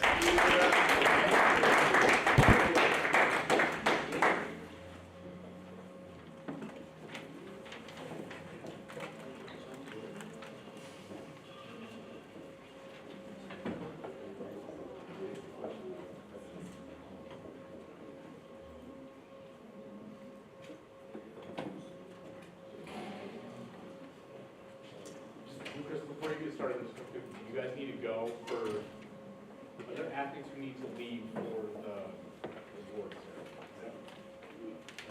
Yeah. Sorry.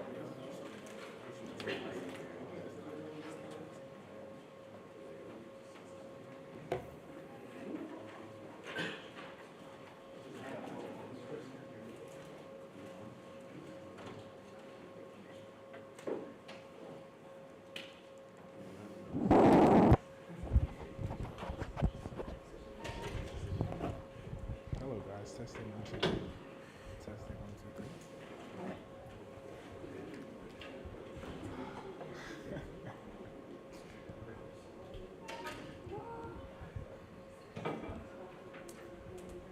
3. Okay. Hello everybody. My name is Christopher Diaz. Thank you for coming to this symposium, and today I will be talking about the impact of Zumba dance interventions on Parkinson's disease symptoms. So a couple things that I'm going to cover today. It will be to investigate the effectiveness of Zumba dance intervention. Well, more so investigate the effectiveness of dance interventions in general, and correlate why I chose Zumba out of the study. And we'll also go over my methods, like the structure of the trial and kind of the way, the things that I want to test and the way I want to conduct the study. And then I'll probably wrap it up with the hypothesis and what I believe the results will be. Introduction to this. since I'm talking about Parkinson's disease, it's only right that I introduce that Parkinson's disease is a neurodegenerative disease which affects your nervous system, and a lot of the symptoms could be composed of tremors, rigidity, and bradykinesia. Tremors, as you can see by my wonderful pic art, would be your hand shaking, or not just your hand, but your body shaking uncontrollably, and you don't have any control of those impulses. Rigidity is more towards like posture, your body's ability to hold its posture and keep control of itself, and things like that. It's not only motor symptoms that you're affected in Parkinson's disease. You could also deal with some cognitive impairment issues, which is a given considering that this is a disease that affects your quality of life. So, yes. A little background to this, there's currently up to 1 million people in the US that live with Parkinson's disease, and it is said to be predictive that up to 1.2 million people in the US will be diagnosed with Parkinson's disease by 2030. And for me, this poses a problem because a little background, as he said, I definitely intend to possibly look into masters in public health, so I definitely look into a lot of chronic diseases and a lot of the ways that we can prevent that. And I also like to dance. My mom's a dancer, by the way. That's why I chose Zumba, because she's a Zumba instructor. So I decided to put the two things together and just pick a chronic disease that I felt that I wanted to dive into and that I was interested in. So that's why we're here at Parkinson's today. Rationale. So as far as we look into this moment, when we figure somebody's being treated for Parkinson's disease, we think about pharmaceuticals. We think about giving them medications and treating their illnesses with that. Parkinson's is I'm going to find the word for it. Parkinson's is a progressive disease, so it gets worse over time. And so far, medication, when I think of medications, there's only limitations to medications, and I look at them not all the time, but just as band-aids to a solution and just a temporary solution.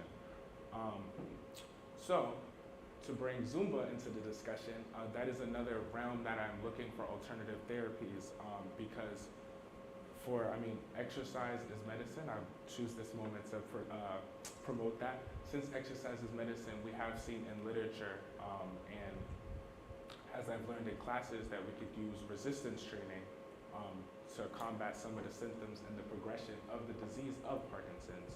So I thought about dancing because dancing can also be considered exercise, and I was curious and asked myself the question, what kind of impact would that have on somebody with Parkinson's disease, since you're looking at a lot of motor symptoms. So, yes. Importance. So, over the course of me looking through articles, I found a lot of information on the literature of different types of dance. A lot that I seen was a lot based on tango, so I thought I was gonna go with tango at first, but I ended up picking Zumba. But a lot of what I seen didn't speak on Zumba. So the reason I chose Zumba is because Zumba is considered primarily aerobic. Anybody that goes to a Zumba class, you think of, sweating there, you're dancing, you're getting very tired. So that's as far as what you would think of when you first hear Zumba. But I think that there is potential there to be studied in also how it can affect your motor systems, not just your cardiovascular system. Because if you've ever been to a Zumba class, you might see people step up sometimes, spin, take a step. That's also a lot of coordination that somebody with Parkinson's can benefit from, especially if they're sedentary and not doing a lot of movement, which isn't only limited to people with Parkinson's disease, but yes. So also I will add, just to get more of an understanding and bring more literature to Zumba and its role in how it can affect Parkinson's. So with the research of Parkinson's, it's definitely emerged as something that's new and forthcoming and being studied. I like the literature I saw. A lot of things they measure is balance, a lot of things about their gait of when they are walking. and it's they're just exploring different potential benefits, but not deep enough into the depth, not deep enough into depth into where they're incorporating it now as a practice that can be beneficial and actually put and implemented. More so just research to get research done. Yada, yada, yada. So then this brings me to my literature, my oh so fun literature. So this was more of a study that integrated a bunch of different articles to kind of figure out, to see how dancing for healthy aging population can be beneficial for their functional capacity and their metabolic side of things. So when I was reading this article, mind you, it does say for healthy aging population, but a lot of it was transferable because what was being measured was a lot of motor symptoms and motor control, and that's what interested me and drew me into this. What I ended up concluding from the study, because since there was no method section, it was mainly the integration of a bunch of articles together, kind of scouring through them to outline kind of the heights of the studies in different dances. There was ballroom dancing, there was tango, there was different types of tango, which I didn't even know existed. There was a couple on Zumba. So yes, but what was concluded, that there were a lot of benefits from dance interventions for individuals with Parkinson's, because some of the studies included Parkinson's, but just in general with healthy population and even older population. But what I will say kind of with the study, more research would be needed to strengthen the evidence, because some of the studies were done short of 2 weeks, some of the studies were done up to 12 weeks, but there weren't a lot of studies that kind of were prolonged up to 52 weeks or a year or 2 years that I saw. So it would have definitely helped strengthen the evidence with longer studies. Here I'm highlighting these two things with code. As I said earlier, tango was a lot of something that repeatedly came up. And I looked at tango dance and Argentine tango. I took it as Argentinian tango. I hope I'm not mistaken. But for the top study, this intervention was looked at, implemented for 12 weeks. And they were looking at more balance, postural control, and gait, kind of some of the things that I outlined earlier with Parkinson's disease and how it affects other people. And the results were that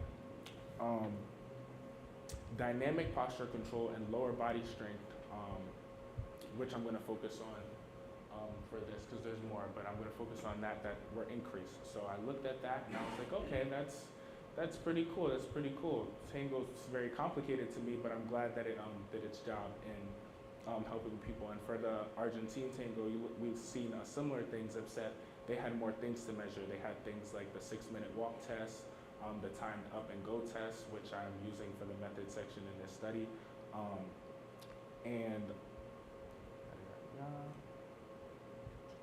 And for short, we came to the same result of how it improved symptoms of balance, mobility, but tested in individuals with moderate to mild severe symptoms of Parkinson's disease.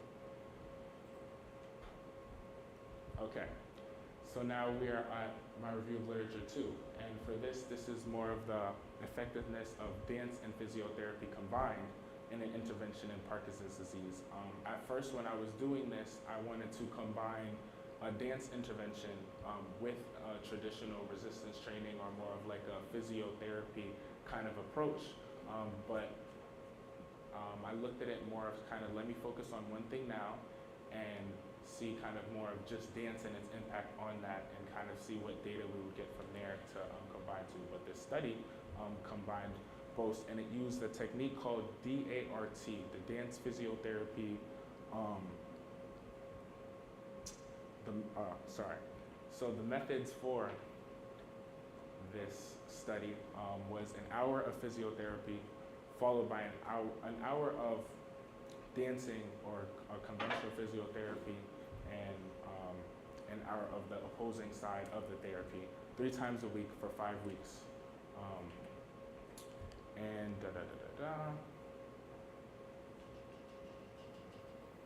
And the week before and after, there was a pre-test and post-test to kind of determine if the individual's symptoms were better after the intervention. Okay. Major findings. The DAR technique outperformed traditional physiotherapy in reducing upper body motor disability, and both interventions led to notable improvements in quality of life, motor function, and the cognitive domain. Some of the gaps in the research. This can be said for both my review of LITs, or even all the review of LITs even all the literature that I've seen. I would say some of the gaps that I have seen are limited sample size. I was seeing a lot of groups of less than 30 that I was seeing, and it would have been nice to see more of, because that's, how do I explain this? Some of the research I was looking at was more of a combined research from the research out there. So I felt like the studies were small independently, but when they came together, it was easier to kind of see the effect of it. So I wish for those independent studies that I've seen separately, that they just had more of a sample size selectivity. Lack of long-term follow-up. Like I said before, some of the interventions weren't for that long, and it wasn't being monitored for that long. Now there are some acute benefits to dancing, just like there are acute benefits to exercise. But when we're thinking of Parkinson's disease, more as a progressive disease that just gets worse and worse as you age, and a lot of factors you may have to deal with, I'm more interested in the long-term benefits of this study. And the potential influence of medication. Like I brought up before, Parkinson's is traditionally treated with medication. And I like to have a holistic view when it comes to chronic diseases and stuff. Like I'd rather go different routes in sense of nutrition and exercise. So I would have liked that to kind of been highlighted in the literature as well, because one thing that I may run into when trying to conduct this study is what happens if I have a patient on a medication that I want to run through this exercise program, but I can't, like what would I do in that scenario? How can I be educated in that scenario? So I would have liked to be filled in on that. And limited exploration of specific motor symptoms. A lot of what was measured and what I've seen definitely correlated with what we see, tremors and bradykinesia and rigidity, but it wasn't in the literature as that. It wasn't, okay, well, for bradykinesia, it was this severe at first, but now it's less severe after the intervention. It was more so using different outliers like freeze of gait, different tests like time up go tests, 6-minute walk tests, and things like that that weren't directly explained in the literature of how they correlate to the specific symptoms of Parkinson's disease. So now to go into my methods, I will be covering the IRB and informed consent, how I recruited my participants, the materials that I'm going to need for the study, some of the procedures that I will go through with my intervention, and the statistical analysis. So I'll be, if I did the study here at American International College, I will be ensuring that the IRB can ensure my ethical compliance. I will get informed consent from all my participants, because we will not want a repeat of the Tuskegee experiment, if you guys know about that. And they will be provided with a detailed explanation of what they will be undergoing, so that they can consent to the potential risks that they might endure during the study, because I would hate to be sued. The participant recruitment process. I will be aiming to definitely try to dive into my community, or the community I'm around doing this study, to find a couple participants for Parkinson's. I'm thinking of community organizations and even physical therapy clinics, anywhere where I can find that is more so trying to do a little more hands-on to their approach to attacking Parkinson's disease and its symptoms. I would kind of like to get in that way. I mean, I guess clinically, on the clinical side, I can try to find more participants that way, but I definitely like the more community organizations and physical therapy clinic work of getting those, because they already be more accustomed to being proactive in fighting the disease. My population will be between 30 and 50 years old of age, both male and female. They must have a clinical diagnosis of Parkinson's disease to be included in the study. I wouldn't just take on somebody who says they have Parkinson's and do a little shake and then try to be in the study, obviously. And they must be able to walk independently and or with an assisted device. For my study, I will be looking more at like moderate to light, sorry,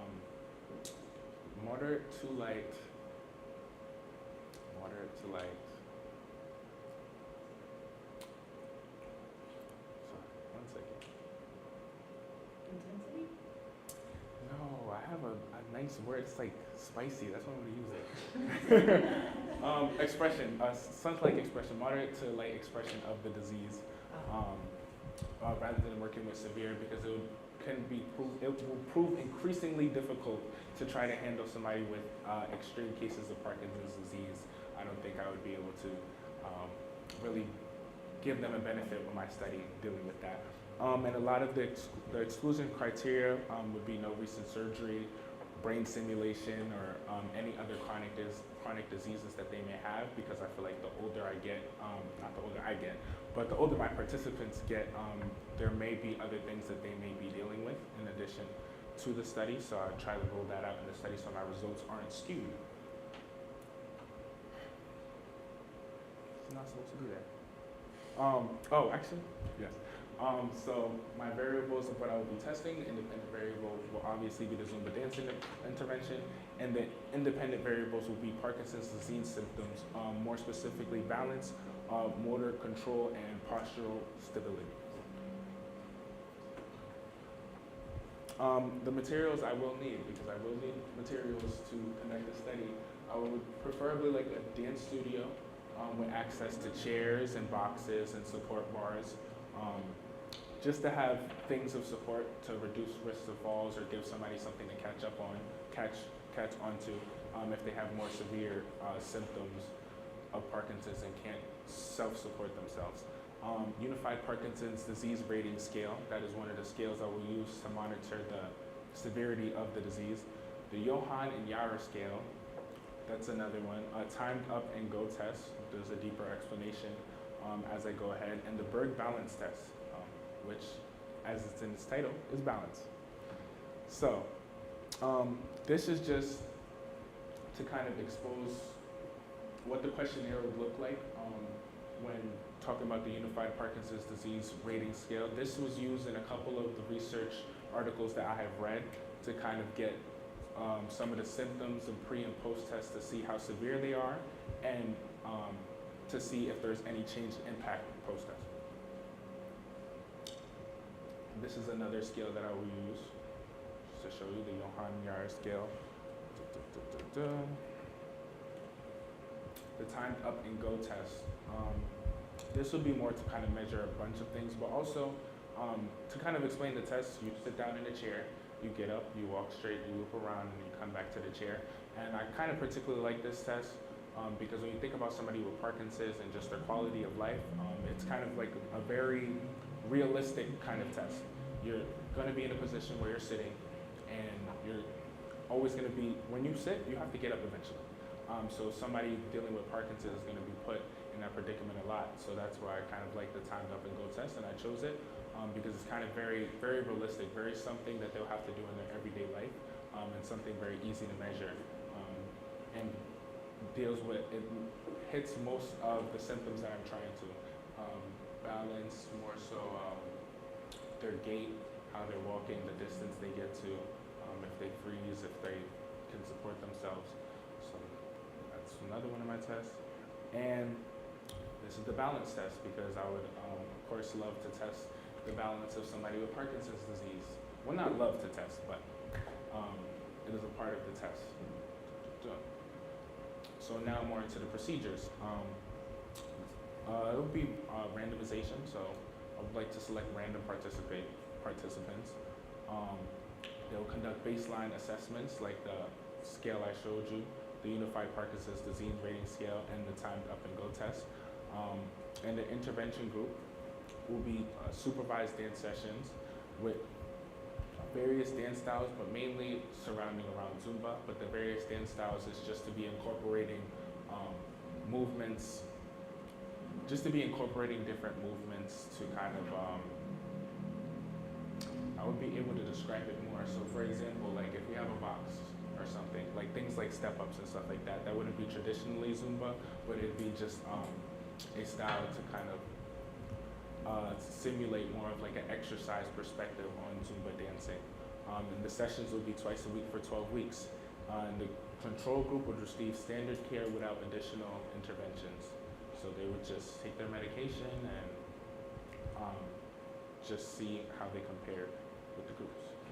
Procedure, I would love to do a mid-intervention assessment with the tug test, but I wouldn't redo the Unified Parkinson's Disease Scale until the post-intervention assessment, where I would redo both.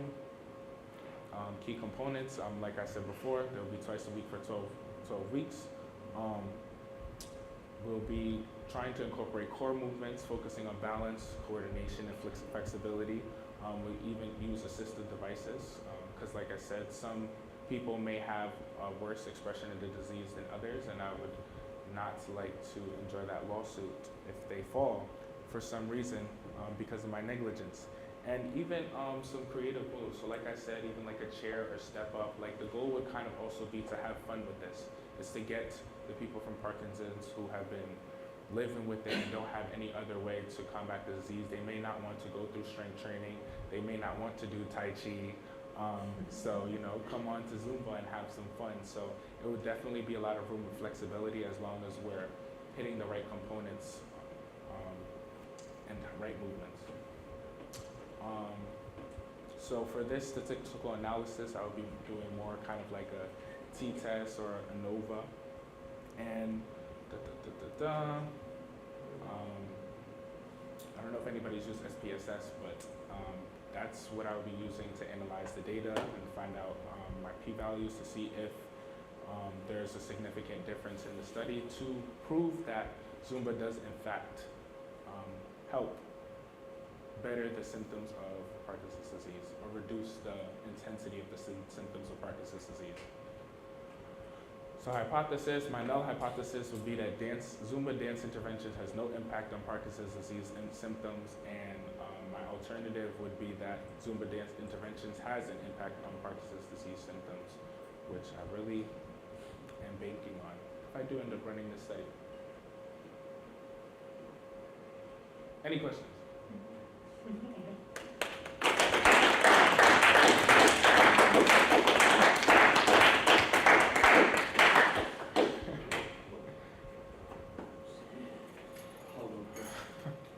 Are there any contraindications to people who have Parkinson's from an exercise perspective? Like, for example, is there anything like heart rate related? They should stay within a heart rate zone, or is it different from the normal population? Wow. Okay. As far as I've seen in the research that I've read, there was no mention of any like risks or anything having to do with any other symptoms related to Parkinson's disease. The only non-motor symptoms that were kind of looked at were more things kind of like cognitive and emotional distressors. I didn't see a lot about like heart rates or things like that. And then is there clear, like this is early Parkinson's, this is moderate, this is late stage. Is there like a clear diagnostic test that delineates that, or is it just we're somewhere on this spectrum and there's not? So that's where the surveys come into play. More so, the most used survey that I have on here was the Unified Disease Parkinson's scale, and that would just be to measure the severity of the symptoms of the disease. So it's kind of subjective in a sense of like their interpretation, but that's as far as I read, that's up to date of what's the best measurement, rather than like sit in a bod pod and like measure your body fat percentage. It's more of like subjective kind of data as I've seen.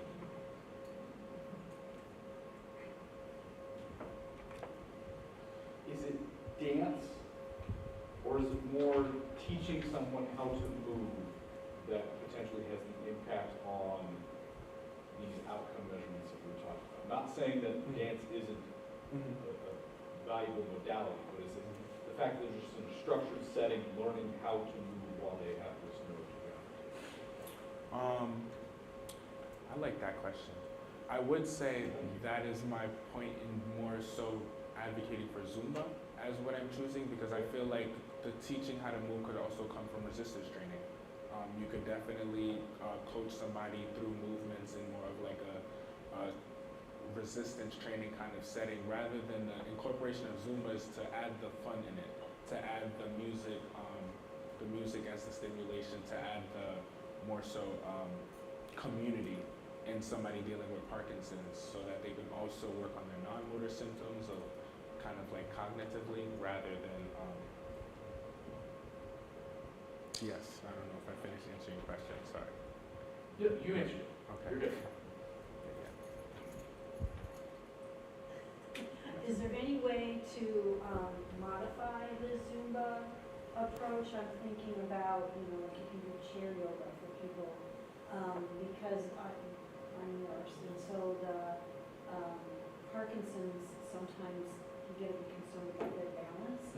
And when you talk about muscle rigidity, they have a hard time getting moving. And so if they're having a day where they aren't moving so well, maybe they could do something seated as opposed to standing to start, and then maybe that would help them get moving. 100%. Back into my materials methods, a big part of that, I didn't really go too much into depth with it, but a big part of me needing chairs and more so bars and assistive devices is just for that factor.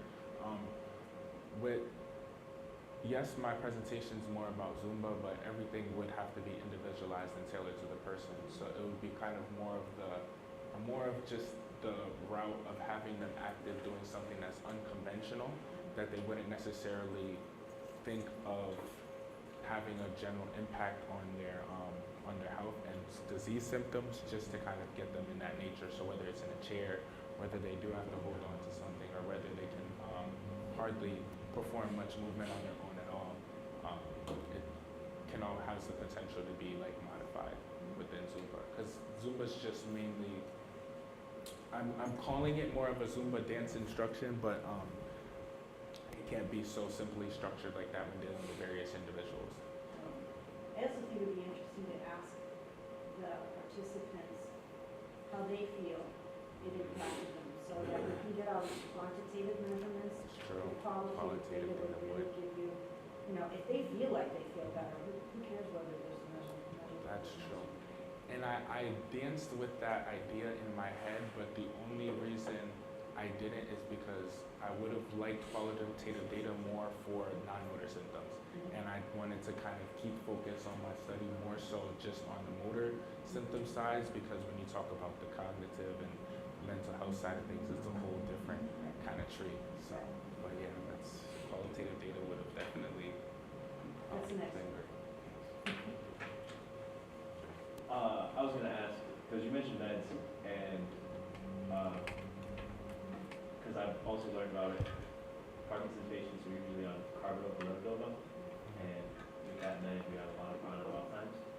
So I guess my question would be, with Zumba classes and stuff like that, would you want to tailor it towards more their on periods when their bradykinesia and fascinating and whatnot are more diminished, or on their off periods where their more symptoms are a little bit more pronounced, but they're trying to get through those challenges?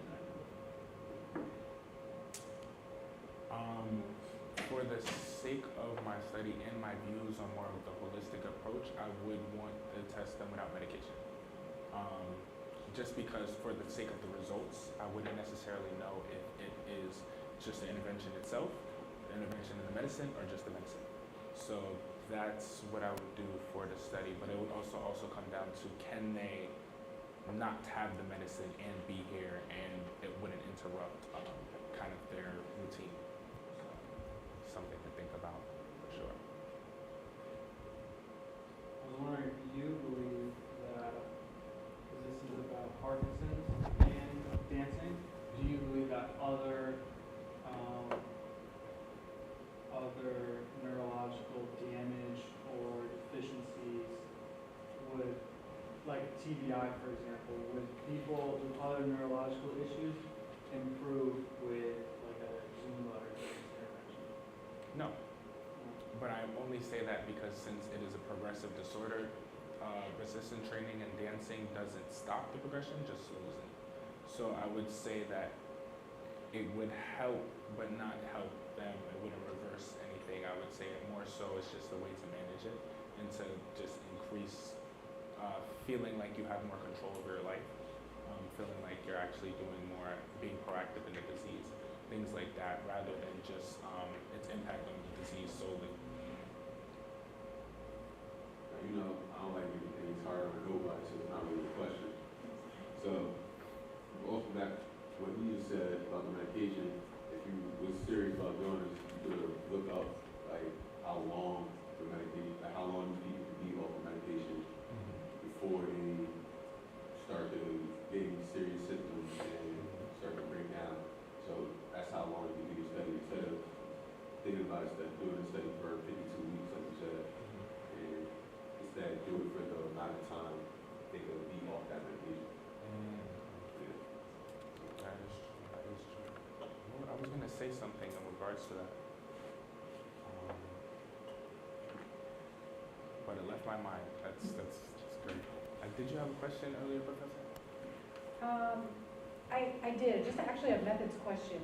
How long would each Zumba class be? Like, what is their maximum, maybe not maximum, but would be the general capacity of people with Parkinson's and being able to handle a Zumba class, do you think? I would definitely try to keep it under an hour, but I would definitely want it to be at least 30 minutes.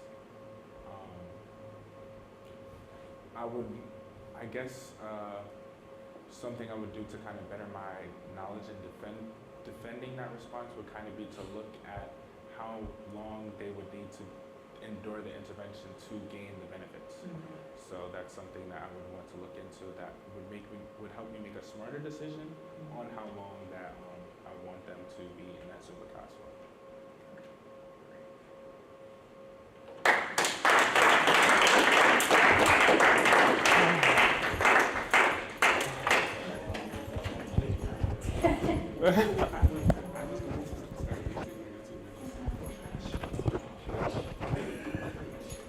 All right, thank you, Chris. Next up, we have Pedro Padelli Medina.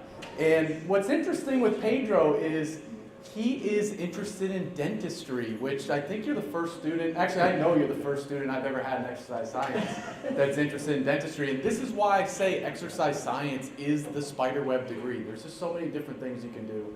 And Pedro, you know, you're one of the most laid back, go with the flow people I think I've ever met in my life. And you know, what's great about that is that's going to serve you well in life. So keep going. I look forward to this presentation. Give a warm welcome for Pedro.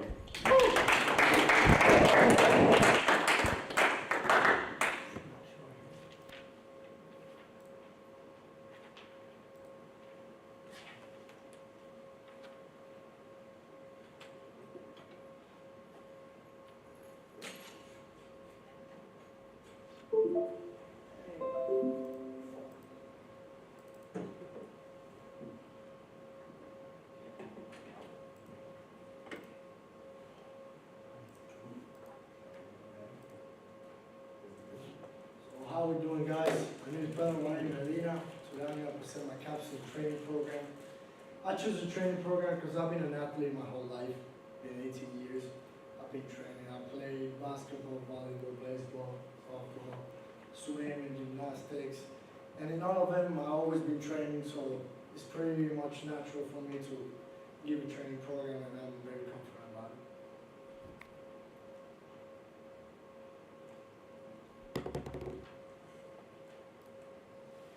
So this training program consists of about 6 weeks, 2 days per week. And I have worked with people one-on-one before, individuals, and I'm confident enough to offer a training program for development. My client wanted to improve in her physical and sports skills. So my client, she has an injury in her right shoulder. It's basically in the bicep tendon tear. And she has a shoulder injury that started 6 months ago. She has been doing PT, but it has only improved in not much. But only in sessions she feels good, in a couple hours the effect is gone. The doctors gave her 3 options. It was to do strengthening, and that's why she chose the training program. Surgery, but the doctor said that it wouldn't work 100%, so it's not worth it. He said that it would be more likely not to work the surgery than spending all that money than do that surgery, or completely stop playing. Her physical activity right now is doing PT for over 3 months. She has been now playing volleyball for the first semester, and they've started playing again this semester. But I was gonna explain a little bit of the background of how she got injured in her bicep. So she went to a gun range, and when she was shooting a shotgun, and rookie mistake, she held the gun in her shoulder instead of her chest. So I got a video, but she told me not to put like no videos and no pictures of her because of respect towards her. And you can see in the video like her full body just exploded, and I generally think that's how she teared that to me. And she's still going to a gym recently. Her goals are to improve full body strength, specifically in the right shoulder. Decides to keep playing volleyball, to stay active and have better physical activity. Wants to improve in muscle definition, stay in shape, stress relief, and have more confidence in herself. So my hypothesis for this training program is my client would improve in muscle definition and had a successful training program to increase her volleyball skills and strength. Before the testing and the training, I did a health questionnaire and I chose the PARQ. I think it's the most basic and the best one, thanks to Dr. Lewis to show me. And she has no health issues and no background, just the shoulder injury. I did do the firm consent. This is just to, like my man said, not that the what? The ski? Yeah. And I was just explaining how the tests work, that she has risk of injuries or health. She needs medication, she needs to take it before the training program or the test. And just letting her know that she is free to stop. She feels uncomfortable or she feels pain or discomfort.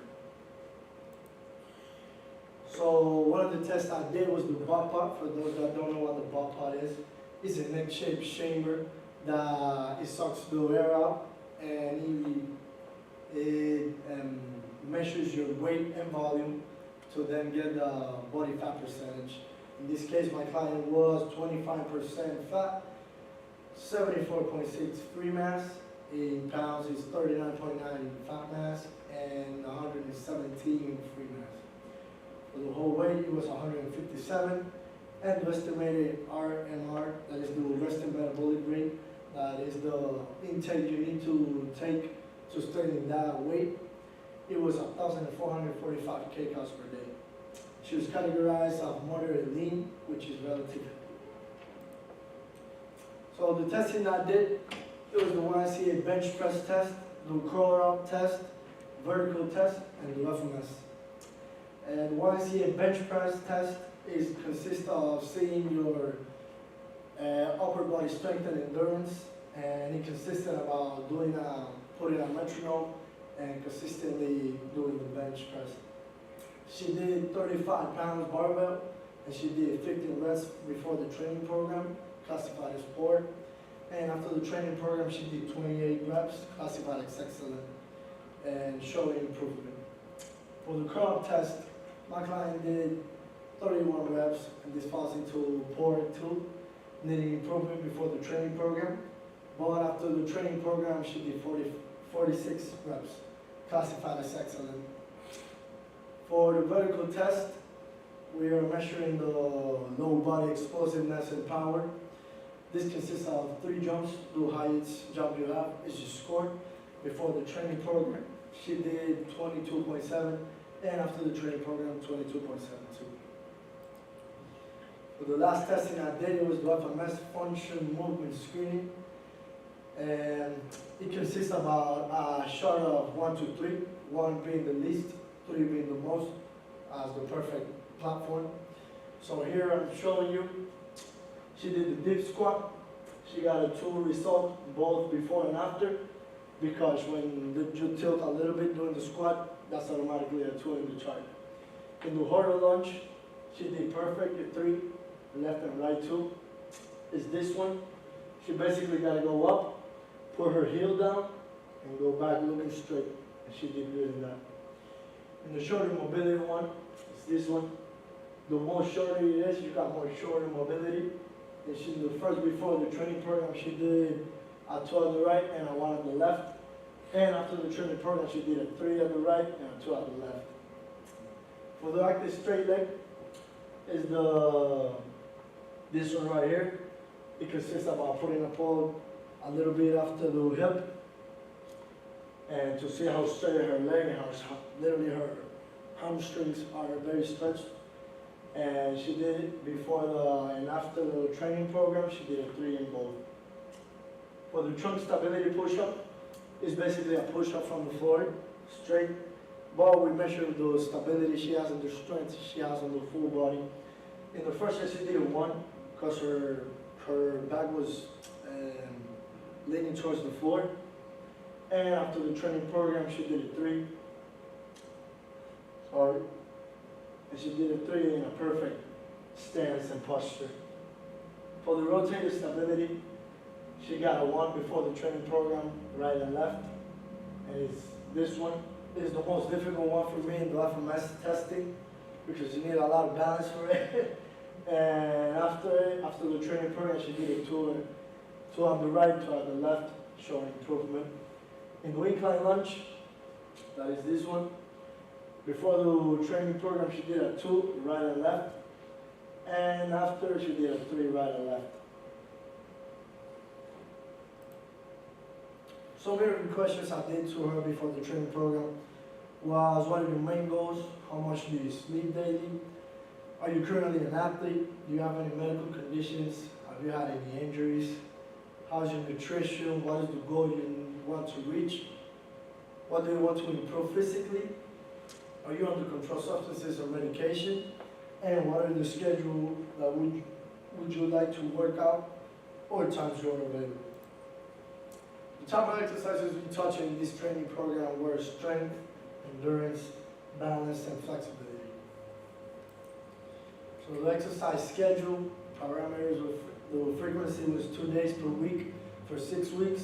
The intensity 50 to 70% of 1 RM moderate. 30-second break in between sets. The mode was endurance training and the duration 45 minutes to 60 minutes. This is my training program right here.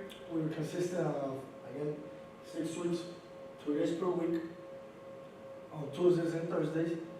And I was basically doing on Tuesdays upper body and core, and Thursdays we were doing lower body and core. For Tuesdays, we were doing band and run warm-up, shoulder press, incline bar, leg raises, incline row, bicep curls, Russian twist. For Thursdays, it's lower body. We're doing band and bike warm-up, squats, calf raises, RDLs, single leg goblet, wall sits, and plank. Gradually after the days, we were increasing to not the intensity, but the weight and the reps. So important exercises for me, these are the major muscles touched, and for me these are the most important exercises that I put in the exercise program. It was shoulder press, front raises, curls, seated, cable and reverse. For the core, I was doing glute bridges, bicycle crunches, planks, and sit-ups. And for legs, squats, lunges, leg extensions, calf raises, RDLs, and single leg deadlifts. Muscles touched in this training program were for the upper body, pectoralis, deltoid, bicep, latissimus dorsi, trapezius, rotator cuff, and rectum abdominis. For the lower body, we were touching quadriceps, hamstrings, gastrocnemius, glutes, tibialis, and abductors. This was the training facility we used. It was in AIC Fitness Center with Coach Dance. Though I did some interview questions after the training program, and he was like, "Are you feeling after this training program?" Do you feel more confident? Have you had better sports performance? Does your shoulder feel stronger? And do you have better resistance? So my references, and thank you for your attention. Remember, your life is short. Enjoy life.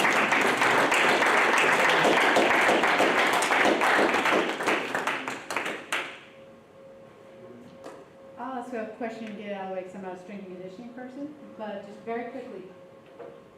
When you did the pre and post test for the various tests that you did, you saw improvements across the board with the exception of vertical jump. Yeah. Why do you think you did not see any improvement in vertical jump? Diet. Diet? That's good. What do you mean? That leads into my question. What's so, are you done or no? What makes you feel it's diet? I don't know, man. I think diet is very important for like training program. And basically, I don't think she was the best diet position, but got it. At least for me, it's very different. Thank you. I was going to say something interesting because you said currently PC. How do athlete at AIC, how do they eat the correct nutrients at the PC? Try to get that protein, try to get that carbs in. Depends on your body, depends on your measurements of eating. At least you're a football player, I know you eat like 6 times a day. And, it's different. Oh, it's just normal. It's high intensity sport. It's true. Listen, I'm a skinny dude and I eat 5 days, 5 times a day. And I do volleyball. And it's a vigorous sport and like you always jumping, running, defending. And I think like try to get more chicken in that plate, you know what I mean? Chicken race. What was your favorite part about getting to work with somebody one-on-one after learning all this knowledge? It was very good. I had a lot of experience. Like it's a great experience working one-on-one with an athlete. And I never thought I would do this in my life, and it was very good. I did it before, but it was with the boys. You know, it's a little different. You hit that PR and stuff. But I learned a lot, and you can see the difference in between the people and how they train.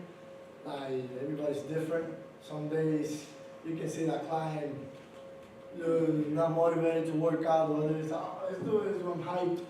And it's very good experience to help a person to develop her strength. Woo. Guys, thank you so much for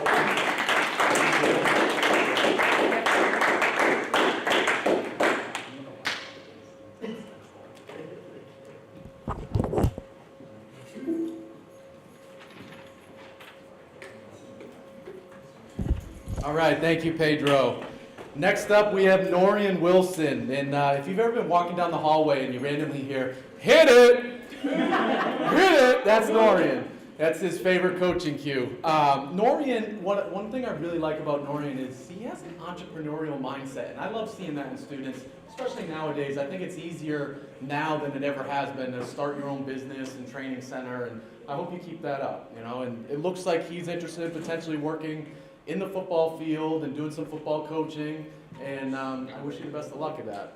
His presentation is, does cryotherapy affect the energy intake of in-season football athletes? Take it away, Norian.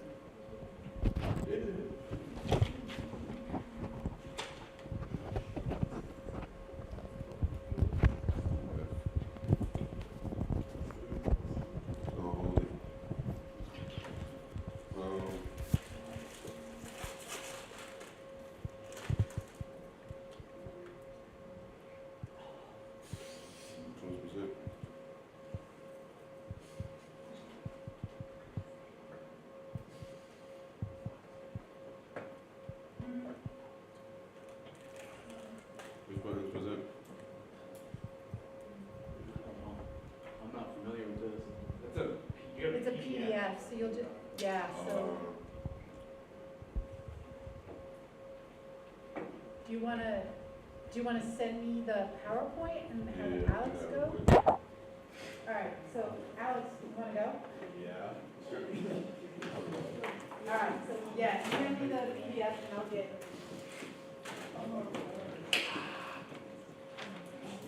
Let me introduce you, Alex. Okay. Perfect.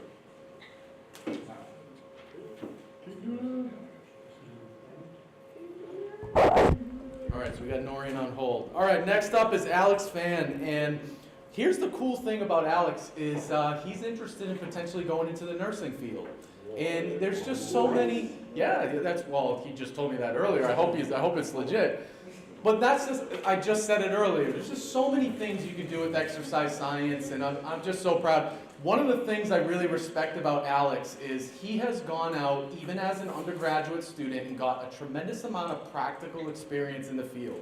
He trains, he competes at a high level in powerlifting, both at the regional and national level. I mean, very, very fluent in exercise, not only exercise science, but sport nutrition. So I'm really looking forward to this, Alex. You've always had a lot of good knowledge to share. His topic is the effects of screen time and mindfulness on muscular strength in season collegiate powerlifters.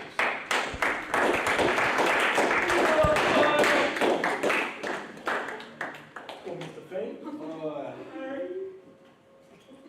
Alright guys.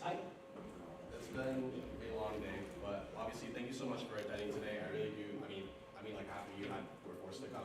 But the people who decided to come out of their way to come and attend this, it really means a lot, and I really do appreciate it from the bottom of my heart.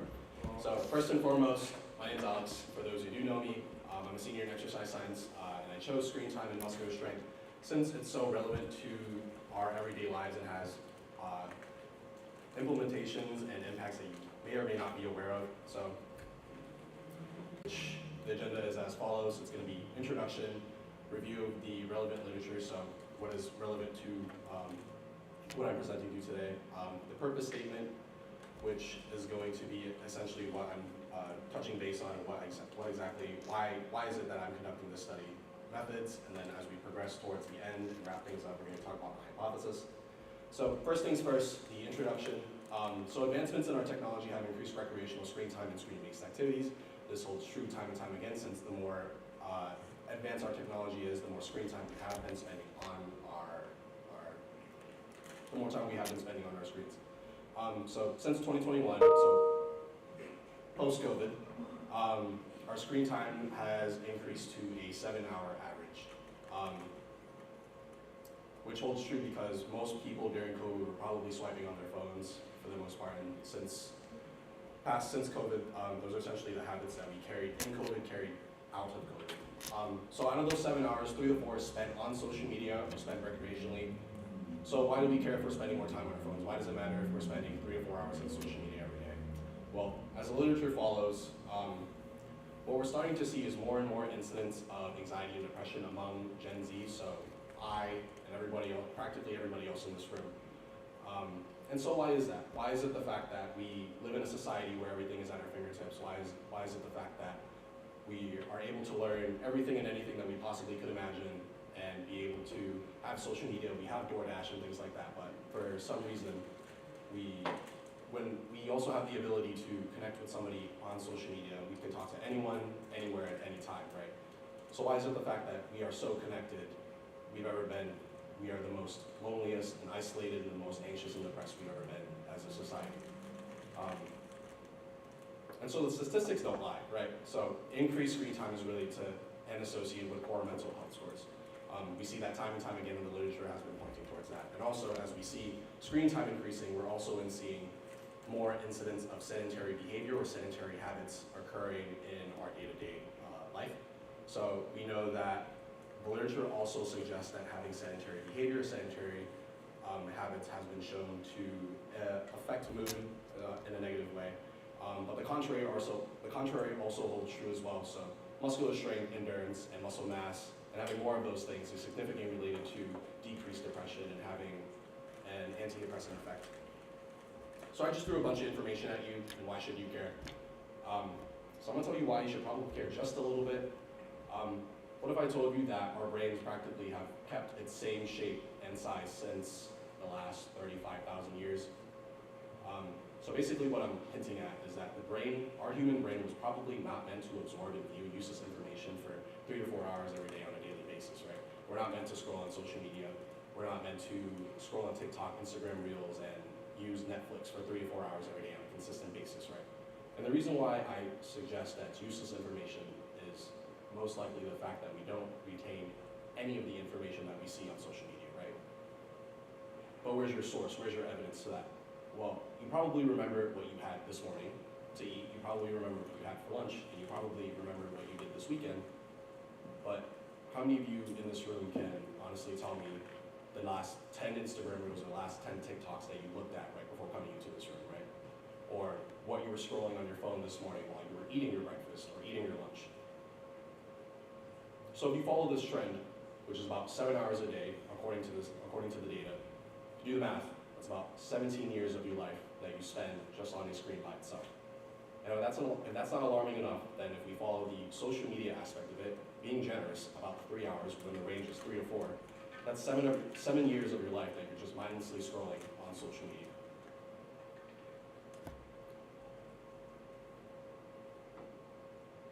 And so, to put it in perspective, we all like to assume that we're young and that we will always have time to put things off and do things tomorrow. But the opposite also holds true too. We don't have a lot of time. And to put it in perspective of how much little time that we do have, we only have 100 summers, we only get 100 winters, we only get 100 springs, right?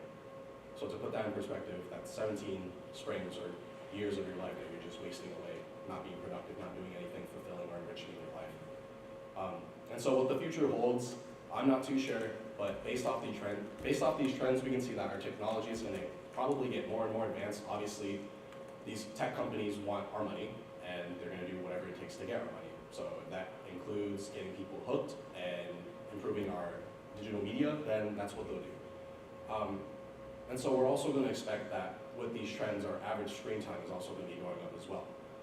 And we can also possibly speculate that with an increase in screen time, we're going to see more and more incidents of mental health disorders, so more instances of anxiety and depression.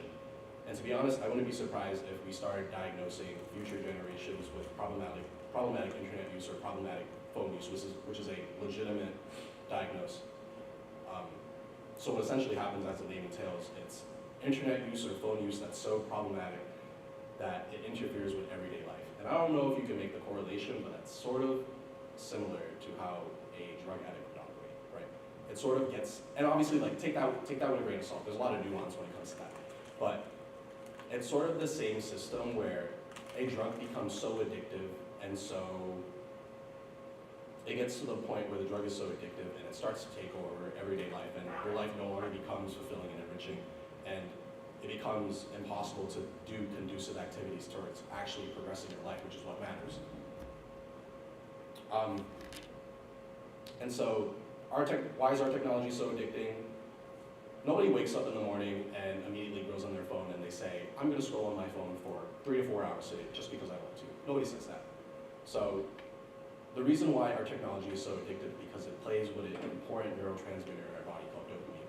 And I'm sure a lot of you in this room sort of know what dopamine does and sort of knows the mechanism of action and how it's released in the body. But for the people who don't know, I'm just going to do a little recap. So dopamine is a neurotransmitter that is released and is involved with habit formation, learning, and motivation.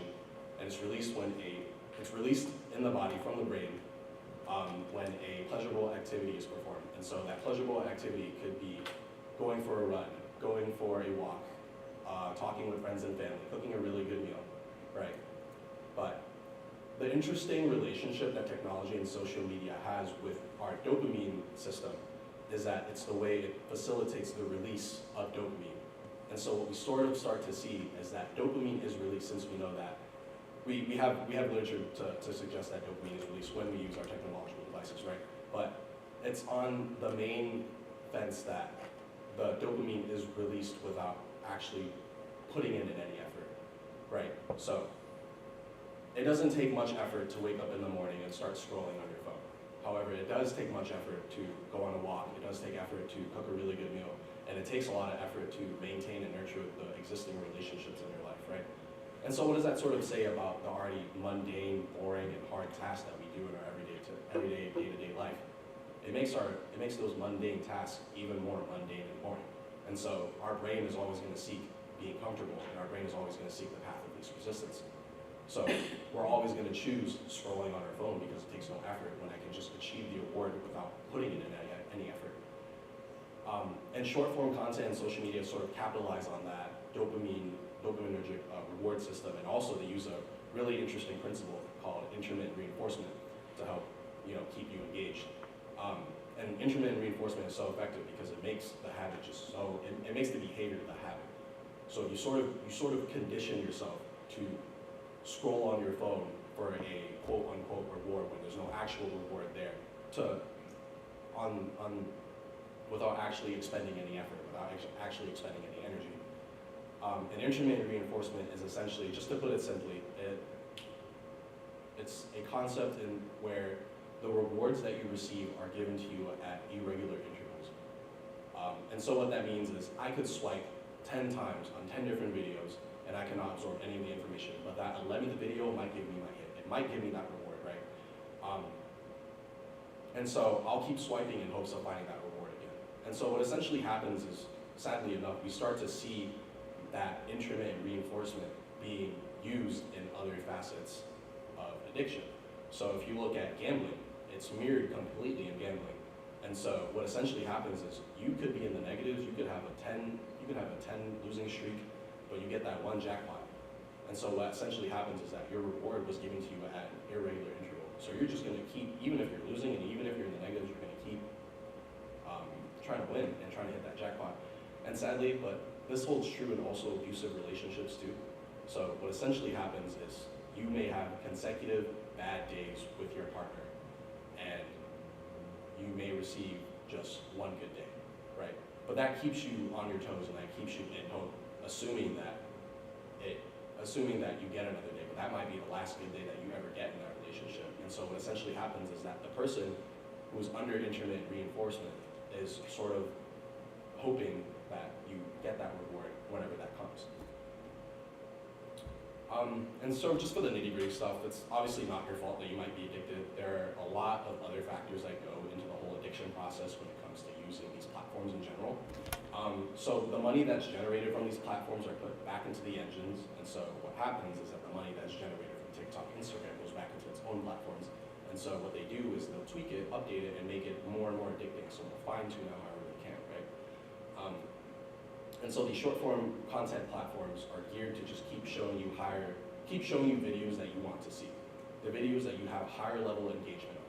So this is essentially called an algorithm on whatever social media platform that you want to use.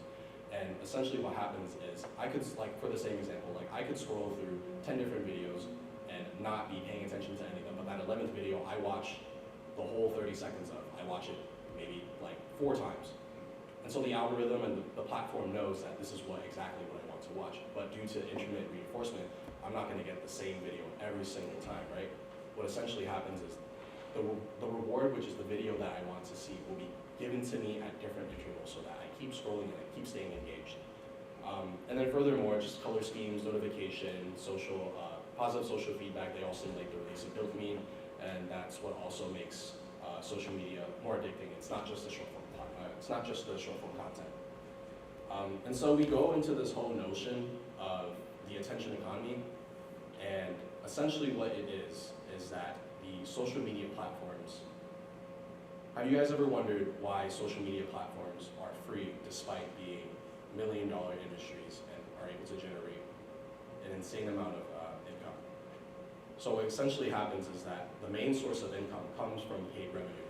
And what essentially happens is I could be scrolling through Instagram and I can get maybe 4 ads. And so within that time, what essentially happens is when you're engaged on social media for maybe 3 to 4 hours, if I'm seeing maybe 40 ads, and that's not even just me, that's millions of individuals around the world who are doing the same task.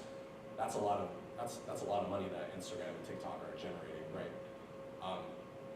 And so with the attention economy, the money is never actually transacted since they're free platforms when you're using these platforms. But the only thing that you really do pay is your attention, thus attention economy. And so with the attention economy, all these various platforms are going to compete for your attention since it generates so much profit. The only one thing that you truly do have control over is your attention. But the algorithm and all the stimulating effects and how it sort of hijacks the dopaminergic reward system, all sort of makes it a lot harder to avoid these distractions. And so what we sort of see in our everyday life is essentially overstimulation becomes a normal habit. So we sort of seek the ability to be overstimulated, since as a society and as a generation, we sort of lost the ability to sit down with ourselves at the end of the day and to be able to reflect and to be able to just be bored. We're so afraid of boredom that we just run to the closest distraction, right? And so what do we sort of see in how overstimulation plays a role in our mental psyche? We see a lot of cognitive overload, which is essentially your brain's lost its ability to absorb lots of information. Mental exhaustion, which comes from the cognitive overload. Your brain becomes so tired because of how much information you're just processing, all this useless information that you're processing. And decision fatigue, which is the amount of decisions that you have to make within a day, it sort of starts to fatigue you. You start to elicit physiological responses as of this fatigue and as of the stress. And what we also see in the literature is that ADHD-like behavior from the use of short-form content, which is really interesting. But we also know that the short-form content platforms are highly counterproductive towards any type of productivity at all, since they are just distractions. All right. So just a quick little crash course on just mindfulness. Essentially what it is the awareness and acceptance of one's individual experience from a moment-to-moment basis. It's essentially just the ability to not make it mean more than what it actually is, and to not distort what is actually happening in your reality, and to be able to observe that and to be able to not judge that.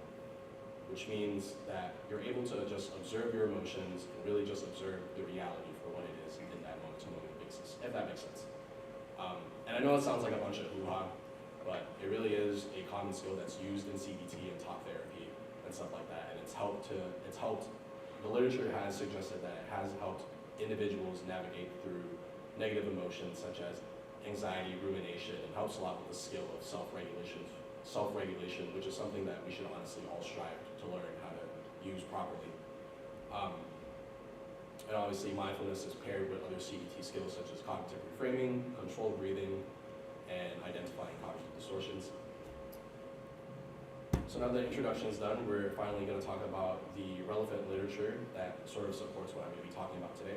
And so the first study is the association between screen time and mental health in adolescents. And just based off the stuff that I was presenting earlier, you can sort of make an assumption as to what is going to happen in this study.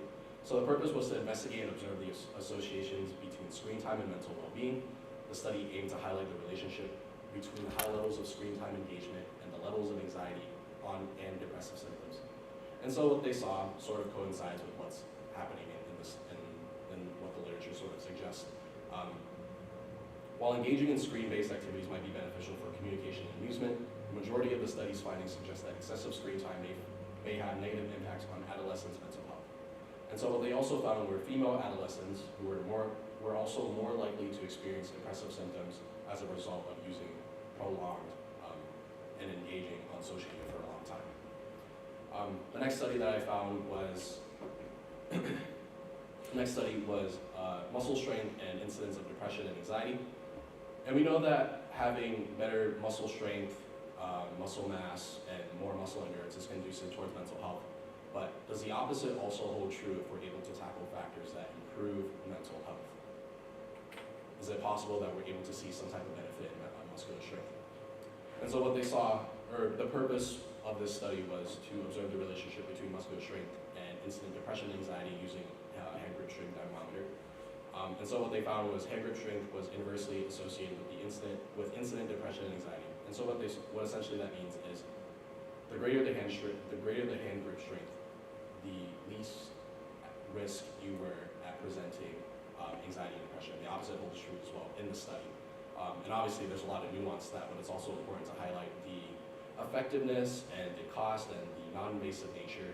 It really does show that there are other modalities as to treating, or not treating, being able to identify those with an elevated risk of mental health issues. And the last study too, recreational screen time and anxiety among college athletes also coincides with what we sort of been talking about. So these collegiate athletes were from Shanghai, and the purpose of this study was to analyze and observe the relationship between recreational screen time and anxiety in these collegiate athletes. These athletes' anxiety were measured before competition and during competition whenever there was a break, and the athletes' anxiety were categorized based off 4 different levels, meaning if you had met all 4 criteria, meaning you were at a high risk of, if you had met all 4 criteria, meant that you had a higher level of recreational screen time. And the opposite holds true too. If you had 1 or no levels, you presented low use of recreational screen time. And so what they found was that the collegiate athletes before the competition and during the competition have presented significantly higher anxiety with prolonged screen time. And what they also found was that the collegiate athletes that had met all 4 levels of recreational screen time use had higher situational anxiety than their lower to non-recreational screen time counterparts. And so what are the main key points and nuances that I sort of want to take away from these 3 studies is that screen time has a significant relationship with anxiety and depression. However, I can't say with 100% confidence that screen time actually causes poor mental health. There's a lot of nuance and there's a lot of things and a lot of factors that need to be shown before it actually says that it does cause it. Muscular strength also may demonstrate antidepressant effects and also improve mood. And it may also, and despite the research supporting that screen time makes your mental health worse, I still can't say 100%, but it is important to note that reverse causation is pretty much can be possible, which essentially means that screen time may or may not cause poor mental health, but it also just might be the case that people with poor mental health who are already genetically predispositioned to being anxious and have depression might just have higher screen time. So those are just some of the important nuances to take away. And so purpose statement, why exactly do I want to conduct this study? The purpose of this research proposal is essentially to investigate if a reduction in screen time or a mindfulness intervention is going to elicit net positive muscular strength gains in the in-season powerlifters. And so the methods is as follows. It's study design, subjects, procedures, materials, and statistical analysis. And so this is how I plan on designing the study. So there's going to be 4 groups, groups A through D. Group A is a control, so they do absolutely nothing. Group B is going to reduce their screen time in half. Group C is going to participate in a mindfulness intervention. And Group D is going to do a combination of both B and C, which means that they're going to reduce their screen time in half and also participate in mindfulness intervention. So 40 participants or 40 subjects are going to be recruited with a combination of men and women. And the prerequisites are they are ages 18 to 24, actively competing in a powerlifting meet and currently in prep, which essentially means they are getting ready to be in season. They need to strength train at least 4 times a week, and their recreational screen time needs to be 4 to 6 hours for at least 3 months. And the exclusion criteria essentially is going to be they don't meet the requirements at all, and they don't meet the inclusion criteria. Also, they also need to be healthy and should not present symptoms of cardiovascular disease, renal disease, metabolic disease, and stuff like that. And in terms of recruitment, they're going to be recruited through personal contacts, emails and flyers, direct message, and personal word of mouth. And so the procedure is going to be as follows. So the 40 subjects will take 5 attempts to work up to 1 rep max leg press. They're going to perform the 1 rep max test and also use a general health questionnaire to record baseline muscular strength and mental health in that moment in time. With those 4 groups, 40 people are going to be randomly assigned, so that means 10 participants in each groups A through D. And Group A is going to do absolutely nothing besides maintain what they've already been doing. Groups B through D are going to be informed of the intervention, and they're going to have to start and maintain the intervention for 12 weeks. After 12 weeks, groups A through D are going to retest their baseline 1 rep max again, which means that they're going to take their baseline 1 rep max and test again to see if there's any improvements. If there are any improvements, groups A through D will retest if the baseline has decreased, or the baseline retest has decreased in difficulty or intensity. And then the last step is to just compare baseline to post-intervention data. So the materials that we'll need is obviously a leg press, we'll need a PAR-Q, and then we'll need a RP scale and a velocity reader. And so the velocity reader and RP scale are important because they provide both subjective and objective measures as to how 1 rep max may or may not increase, which is important since we don't want to just have subjective data as to how intense or how difficult the exercise was. And then the last thing we'll need is a general health questionnaire, which essentially is a questionnaire about mental health, and it'll talk about things such as, it'll talk about essentially, and it'll provide data about mental health regarding social dysfunction, bouts of anxiety and depression, and also any loss of confidence, if any. And then the next step is basically to just analyze the statistics, and we'll be doing that by comparing the data between the control groups and the experimental groups, so compare group A to groups B and D. And assuming that muscular strength increases, it may or may not suggest that the intervention might or might not have played a partial role in the increase in muscular strength. However, we do have objective measures, like I said before, to measure actual 1 rep max testing. So those criteria could be increased absolute load, which essentially means more load than last time, more weight than last time, would prove to suggest that muscular strength has increased. Increased velocity on baseline retest, so if they take their baseline retest and it moves at a faster velocity, you can probably conclude that the individual may or may not have gotten stronger from that.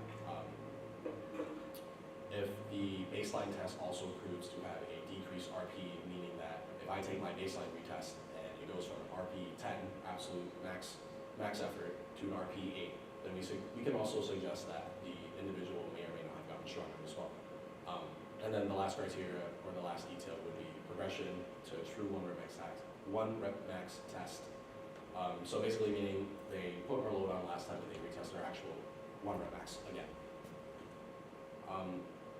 And so after all that, the hypothesis that I came up with is screen time, that screen time reduction and a mindfulness intervention can provide net positive increases in muscular strength by influencing factors such as mental health. But obviously there's a lot of nuance and potential limitations that come with actually conducting the study. So for the most part, it can be difficult to measure if muscular strength gains were from the intervention or from the program. But obviously in an ideal world, it would look something like groups B through D would have an increase in overall muscular strength percentage-wise. So that would be a way to actually quantify that in a perfect world, obviously. The next limitation is that muscular strength is multifactorial. There are a lot of factors that go into muscular strength that we know.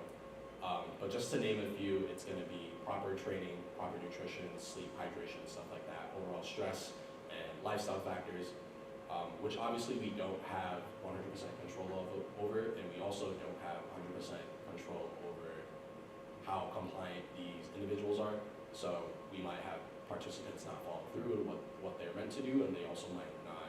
They might even just drop out of the study, simply because we also can't control for things such as injury and outside stress. But overall, a lack of research on screen time and mindfulness, overall, there is a large hole and a lack of research in terms of what the data has to present on screen time and mindfulness on muscular strength. So everything I practically say is sort of speculative, but we can always just wait and see what the data actually is. But my thought process is essentially muscular strength has its own effects on mental health. We know that screen time also has its own effect on mental health. But if we were to tackle the screen time portion and the mental health with it, would we possibly be able to see an increase in muscular strength? These are my sources. These are my actual sources. Thank you.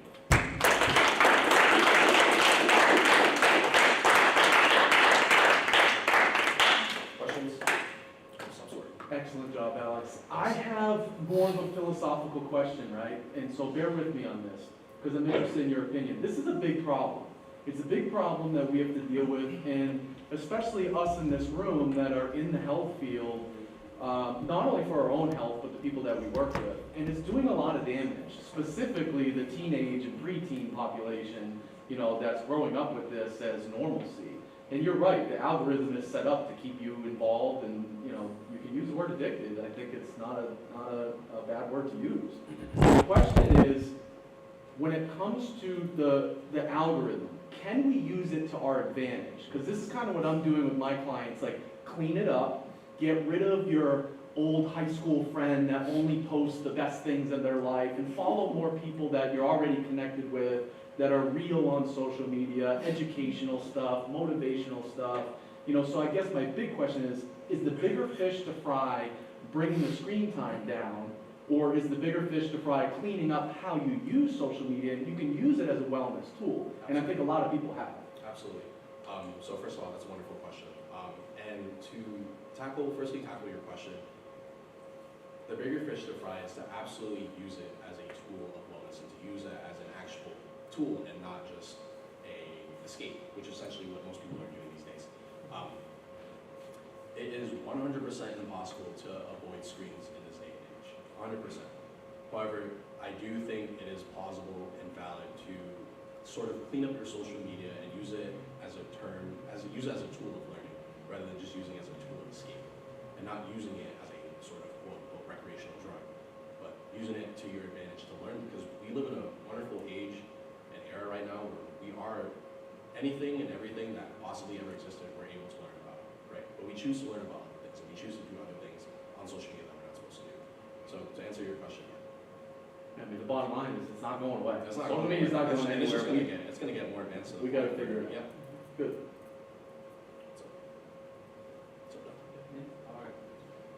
So I know you probably don't have like a concrete idea on like how this would impact muscular strength, but I know that you do practices that limit your screen time from when you were before, and do things like your phone's monotone so that your eyes aren't attracted to the colors.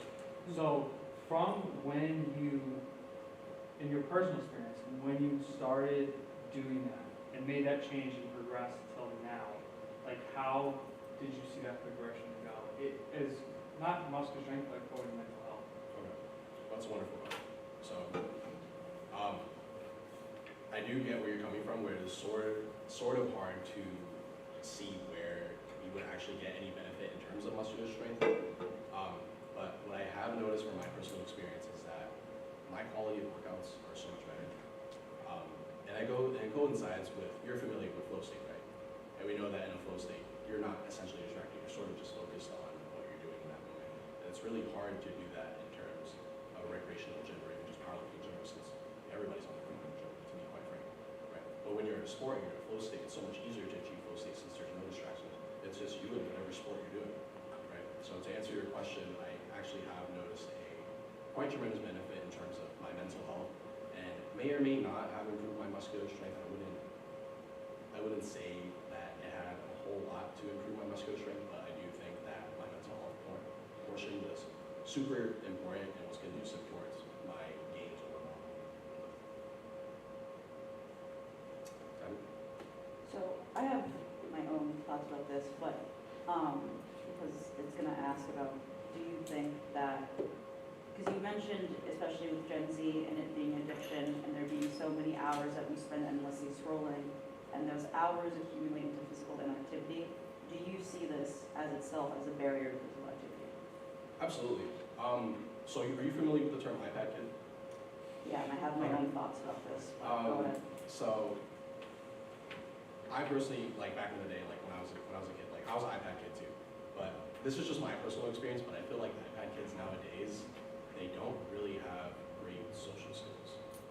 And so that in itself is already an entry or barrier towards physical activity, especially in recreational sports group that you totally want kids to participate in. But to just begin with, kids spending 8, 12 hours a day on screens and not moving their butts all day totally poses a health risk and a barrier to entry to even just basic physical activity, and even just like recess. rather much be cooped up at home playing GTA, whatever, rather than just going out and just having recess. And I'm sure you know that recess time has even been cut as of lately. So I just want to add on to that, just for an example, I agree with the first whole half of that. There's also been, from my own research and what I'm just talking about, is that I like what you research, I think it's very important.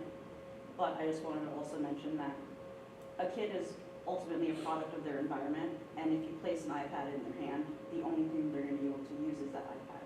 So when, just talking about my own, when I was researching and stuff about barriers to physical activity, a lot of these kids kind of express that they don't like the way being on the devices make them feel, and they understand that it's not good for them. They just don't have anything else to do. They never found a way to be physically active, or their parents never put them in a program. So I agree, and a lot of them up to a social point also said that I don't know how to interact with any of my peers. All of my peers already know how to kick a soccer ball at 14. I do not. So why would I want to connect in physical activity? I 100% agree with that point. So just wanted to see your perspective on that. So I feel that it's sort of, you can definitely see both sides. Like, I totally see your side, but the point that I'm coming from is that, and also, like, some parents, especially in low incomes, like, they don't have the resources in general to just, like, they don't have the education, they don't even have the awareness that, like, this is how I take care of my kid, this is what I should do for my kid. And rather than just putting it aside and neglecting my kid, what I'm gonna do is that if they're kicking, screaming, and crying, I'm gonna give them the iPad, because that's what my kid has conditioned me to do. And so I'm gonna continue to keep doing that up until my kid has problems and I won't be aware of it. So that's essentially what we sort of see in, especially in lower incomes, with the whole barrier to entry being transportation, pricing, and just general area in general. Parents, especially in lower incomes, just aren't equipped with the tools that they need to set up their kid to even just join a after-school recreational program. They're using what they can, what they Exactly. have. That's just what they're familiar with. This isn't a question, it's just a comment building off of yours. Low-income families also, many times, they're not living in a neighborhood where there are physical activities available to them, or it's not safe for them to go outside to do things, so it's easy to give them, unless they have other social service supports, or that's why funding for schools is so important, because they can run the after-school programs, and the kids can stay longer at school. They can give food to them after school as well, so that does make a big difference. Absolutely, I agree with that comment, 100%. Right? Yeah, I have a kind of a different perspective on this, because as I'm here for the past 4 years, or even my junior, senior, my brother is 6, so I haven't had the time to be at home or to push him to do those activities. And I can't really just say I blame my mother, because he is also the problem too. And I can't also say I blame my mother, because she's also going through her own problems too. Correct, absolutely. So I don't think she lacked the resources. I did enough growing up. I did everything. I wrestled, I was baseball, football. I was in Boys and Girls Club. She made sure I did all that stuff. So it's also kind of hard to just blame the parent and not just. It's a bunch of different aspects. So I can't really just go back and blame my parent, because that I was be blaming my own parent. Right, exactly. And I feel like I turned out great and I did enough, or whatever like that. So there's no real question. It was just my thought. Well, that's fine. I'll go back to it.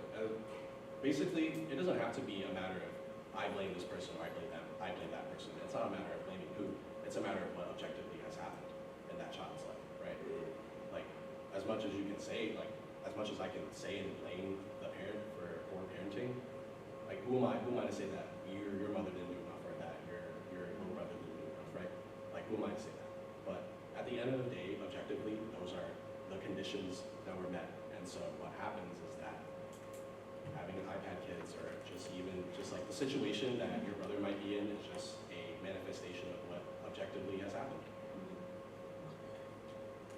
And kind of along the lines of this discussion, so just getting back to your discussion about the platforms making it addictive and setting it up so that it keeps reeling you back and bringing you back in. I think closely parallels the tobacco industry. And when you think about what they have done and what they got in trouble for, and you think about drug suppliers and people mixing in fentanyl and stuff to make people even more addicted, all of that is illegal, tightly regulated, fines, jail time, all of that. So some days we've got to wake up and recognize it's the exact same thing going on. And so I think like a presentation like yours is really important in kind of making people aware of it. And I wish you could go to colleges all over the country and talk about it to try to wake them up. So that's my comment. One question. What's the Fick equation? The Fick equation is Q dot, which is cardiac output, times a VO2 difference. And what does that give you? It gives you VO2 max. Congratulations. You can graduate now.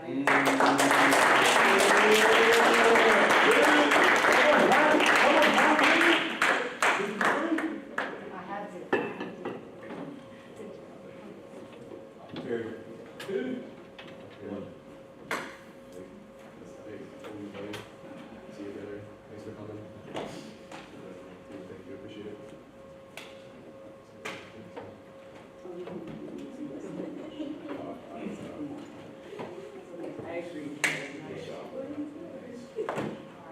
Last but not least. Yeah, I apologize. Norman. It's supposed to be best for last. Oh yeah, you're already introduced, right? Yeah, so, all right, we love you, go ahead. But yeah, Mariana Wilson does cryotherapy affect energy intake on in-season football athletes. Now, the reason this is important to me is because back home in like low income neighborhoods or low group schools, like as far as football, they don't get many of the resources that prep schools or Catholic schools get. It's like acupuncture or the stems or the Normatec boots. And so I wanted to really dive into cryotherapy because it's inexpensive and it's different off-the-cart tools to it. Cold water, cold air, and ice. And we can all agree those are all affordable things that these schools can get. So history of cryotherapy. What is it? Cryotherapy involves exposing the body to the cold temperature for recovery purposes. The concept of this technique dates back to ancient times, to like the Greek Hippocrates or like the Egyptians or different people who were around. Cryotherapy gained popularity for its medical use in like the 19th century when English physician Ray Allington introduced the idea of cold application. Oh wait, before we go, that picture, that's Napoleon's surgeon. Oh my bad.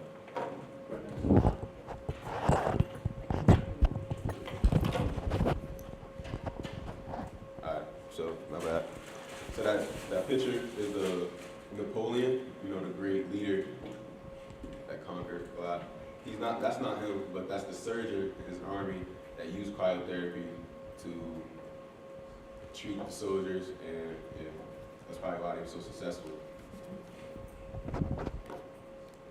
And then this timeline, so back 2500 BC, you got the ancient Egyptians. They used they used ice to treat. They didn't know what cryotherapy was. Then 400 BC, the Hippocrates documented the benefits of cold applied to swelling and to stop bleeding.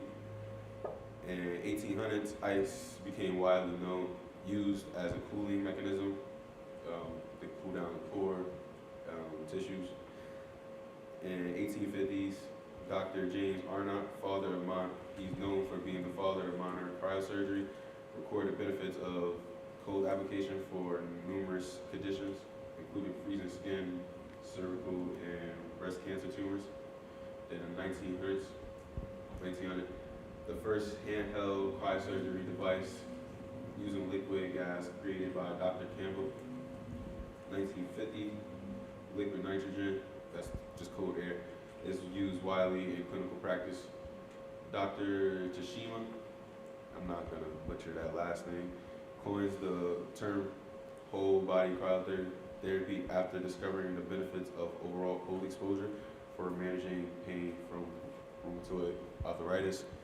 1980s, Nordic and Eastern European countries are the first to adopt widespread whole cryotherapy to decrease athletic recovery time and increase performance.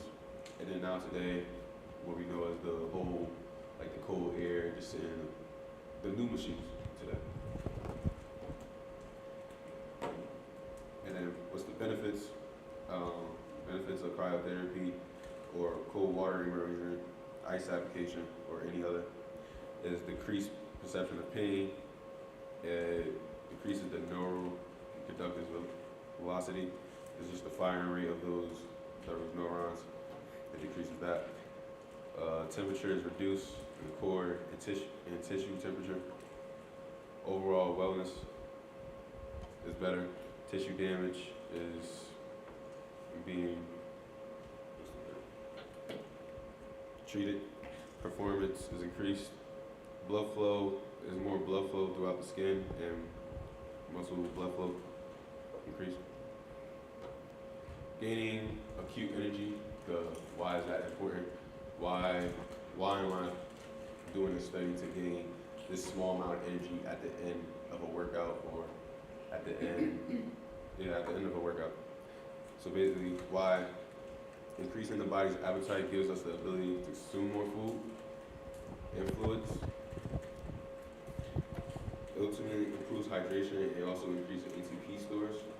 How can this help energy? How does extra energy help? This extra energy help by daily activities don't feel as draining, so increasing performance. And then you gain weight. You're gaining weight and you're building mass. You manage stress easier, and overall, like, your personal well-being going throughout your mental health is helping.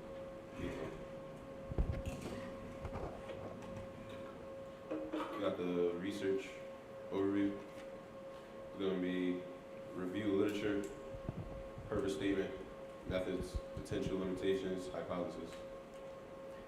Literature review. So the first one is whole body cryotherapy. How does it increase the energy intake?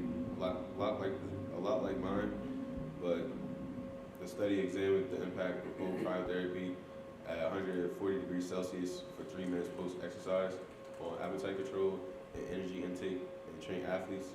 Researchers investigated if extreme cold exposure after intense exercise impact hunger-regulating hormones, the ghrelin and leptin, affecting athletes' energy consumption during the buffet. A study found that the athletes who received whole body treatment consumed more calories during the buffet compared to the control group. No significant differences were found in the hunger-related hormones, ghrelin and leptin, but it was found that the autonomic nervous system was altered. So, I'll get back into that in a second.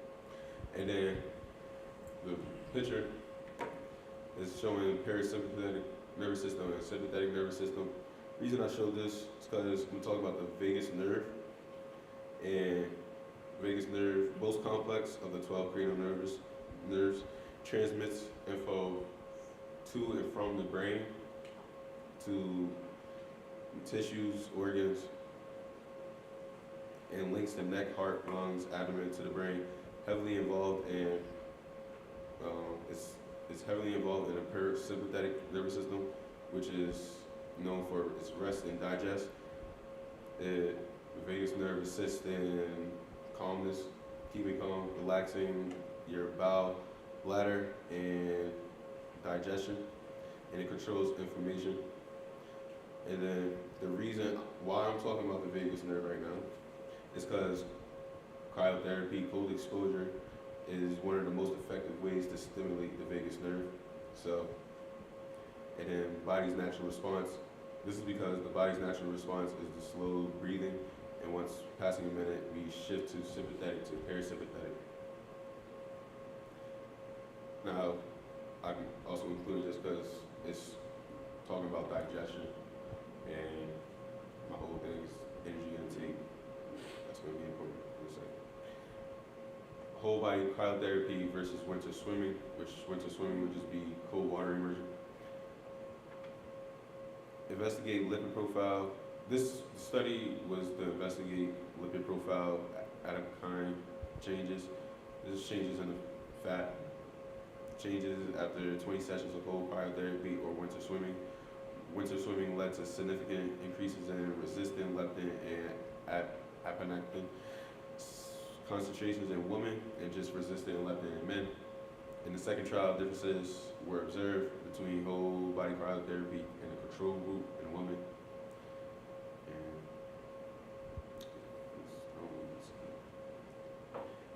And then the next reference was about the leptin and ghrelin. Now this study was focused on curing obesity and weight loss and reducing chronic low-grade inflammation, provide evidence-based recommendations for whole-body cryotherapy, role in obesity management, confirms whole-body cryotherapy effectiveness as a complementary therapy for obesity. Now, how do these all correlate? Because I just do a bunch of articles at you. So the first one, the first study was doing a meal test after the exercises, which gave the results of gaining weight or of those athletes getting more energy because they was doing a meal test afterwards. But in these next studies, they wasn't doing a meal test, and you seen an increase in their leptin. And leptin is the hormone for suppressing hunger. And all because you're not feeling hungry no more, that don't mean your body doesn't need those nutrients to gain the weight, or your body don't need the nutrients to do your daily activities and daily living. It's just suppressing that hormone, and you just don't feel hungry. So that's why you're losing weight if you are subject to be eating in one sitting instead of not eating. That's why these all correlate together. If you are put to a meal test, my idea is if you are put to a meal test and you're forced to eat, you are going to gain those necessary weight, not in fat, but in muscle mass. And if you don't be put into a meal test after cryotherapy, you see loss of weight because you're breaking down those fatty acids and adipose tissue. So my purpose statement, the main purpose of the research proposal is to analyze effects. Is to analyze the effects cryotherapy has on appetite and understand how to effectively use it to influence control of appetite. The focus of the research is to gain acute energy, which can be helpful towards athletes' overall health and wellness. The study. All right, so for the methods, independent variable, cold therapies. Dependent variable is the appetite regulation. Control, what's not changing, is going to be the group. They're going to be doing static stretching instead of cold therapy. Subjects is going to be high school athletes because, like I said, the low division. The high school athletes that's in the low division, but high school athletes lack the resources needed to get the proper recovery and they come in already beaten up. That's why I picked these subjects. And the steps that's going to be on the next slide. Materials that we're going to need is the calorie counter, venous blood samples, so we can test ghrelin and leptin. Even though we was told leptin increases after cryotherapy, we still want to test our own. Ad libitum test, which is just an all-you-can-eat buffet. Informed consent, part Q, ice baths or cold air, ice, or cold water, whatever is around or available. stopwatch, scale, and then the statistical analysis, comparison between the group getting treatment and control group, then drawing conclusions on the significant relation of cryotherapy and energy sustainability. So this is the procedures, how it work. First, a record of what everyone is weighing, their blood samples, get their leptin and ghrenin levels, and subject's estimation of what their ideal calorie intake is in one setting. So what do they believe they're gonna eat? What do they believe they're gonna eat in that one setting? I'm pretty sure everybody they know what serving size they can eat on their plate. So estimation of that. And then all subjects will undergo the same type of HIIT training designed for football players. So this would entail many explosive movements in the upper and lower body, lots of core mobility, speed, and agility. And like Dr. Schwartz said, I am thinking about high school coaching back at my high school. And the way we kind of train back there is it's not just the weight room. We go in the hallway, start pushing a towel with the weights. We go like outside, like a middle, call it the courtyard, start slamming, slap sharing. There's a lot of different things we can do. So that's all gonna be HIIT training. And then after lifting, they're split up into two groups, whole body cryotherapy and then static stretching. Then both groups are to do the ad libitum meal test, which is a test that is meant to record the data on the amount of calories eaten in one sitting. And then finally, recording the data, which means calorie count, venous blood samples again, and weight. For reliability and safety, best to conduct the test twice per week for 2 weeks. The second week, the roles are switched. So using a static stretching group, the first week, you're gonna go on that cryotherapy group the second week. Static, first week, cryo, second week. And the reason why it would be more safe, because you're not really supposed to be doing cryo, you're not supposed to be sitting and tub ice every day. That's not how, that's not supposed to do that every once in a while. And so the limitations, integrity of the athlete's opinion on amount of calories. Maybe they don't know exactly what they're gonna eat. It's not always gonna be specific. And variability of different appetites or taste buds. So people might not like what's on the table. Really, all I could really think to put for the meal test is like peanut butter and jelly, probably like yogurt. I know back when I used to live in PA, actually, we used to get like sandwiches. It'd be like roast beef sandwiches, turkey sandwiches, ham sandwiches. So that's all I could think of for food. And water, probably go nowhere, anywhere other from water, maybe Gatorade. And then a smaller group is expected with fewer resources, and then time management when working. Hypothesis, athletes that are in a group regularly using cryotherapy will show increases in athletes' energy intake. This will show a significant relationship between cold therapy treatments and sustaining energy. Question?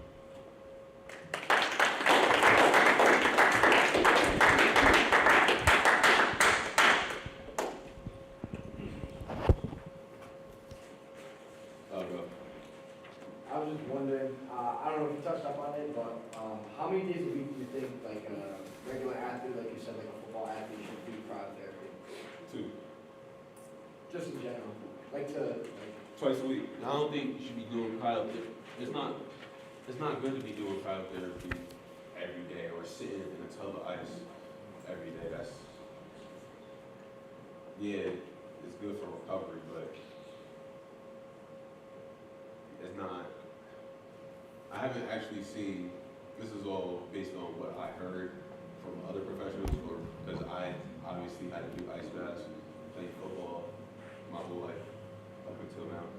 So I was always recommended to do like ice baths twice a week or once a week, because your body is not supposed to be at a negative 140 degrees Celsius. It's not. So twice a week is fine. That was almost my question. I was gonna say, how long in ice for time, or does it depend on like the person? 3 minutes. That's what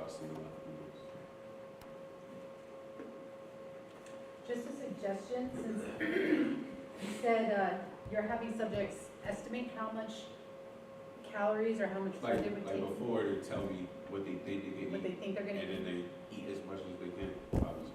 Yeah, so you can actually directly measure it. So having them set up a similar situation where they do the same exercise, they don't get cryotherapy, measure how much they eat, caloric intake, what they eat, all that kind of stuff. And that can serve as your baseline so that you have an objective measure for what they eat. Does that make sense? Yeah. And you can have Well, them maybe- estimate too, like how hungry do you think you feel, or, whatever. Even though they're switching next week, because they're switching well, to static stretching. Or compare how much they eat, like maybe have both ad libitum, and when they're measure how many calories when they do the stretching versus, and compare to how many calories when they do the cryotherapy. Okay. And so, so that could serve as a comparison too. Word.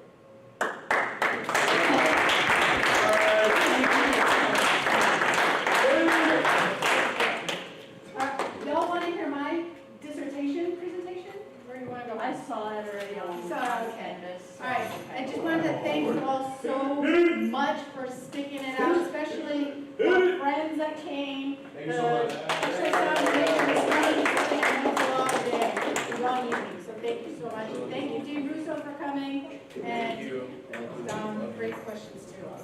Professor, to your question, I'm so sorry, I didn't understand your question. That is okay. I think the problem was that we hit too much upper body, and we did not as strong as lower body. Got it. Okay. Bro, I didn't understand why she was laughing. I said, damn, she's making more. You didn't understand. I was like, it's funny, you sat here and you thought about it.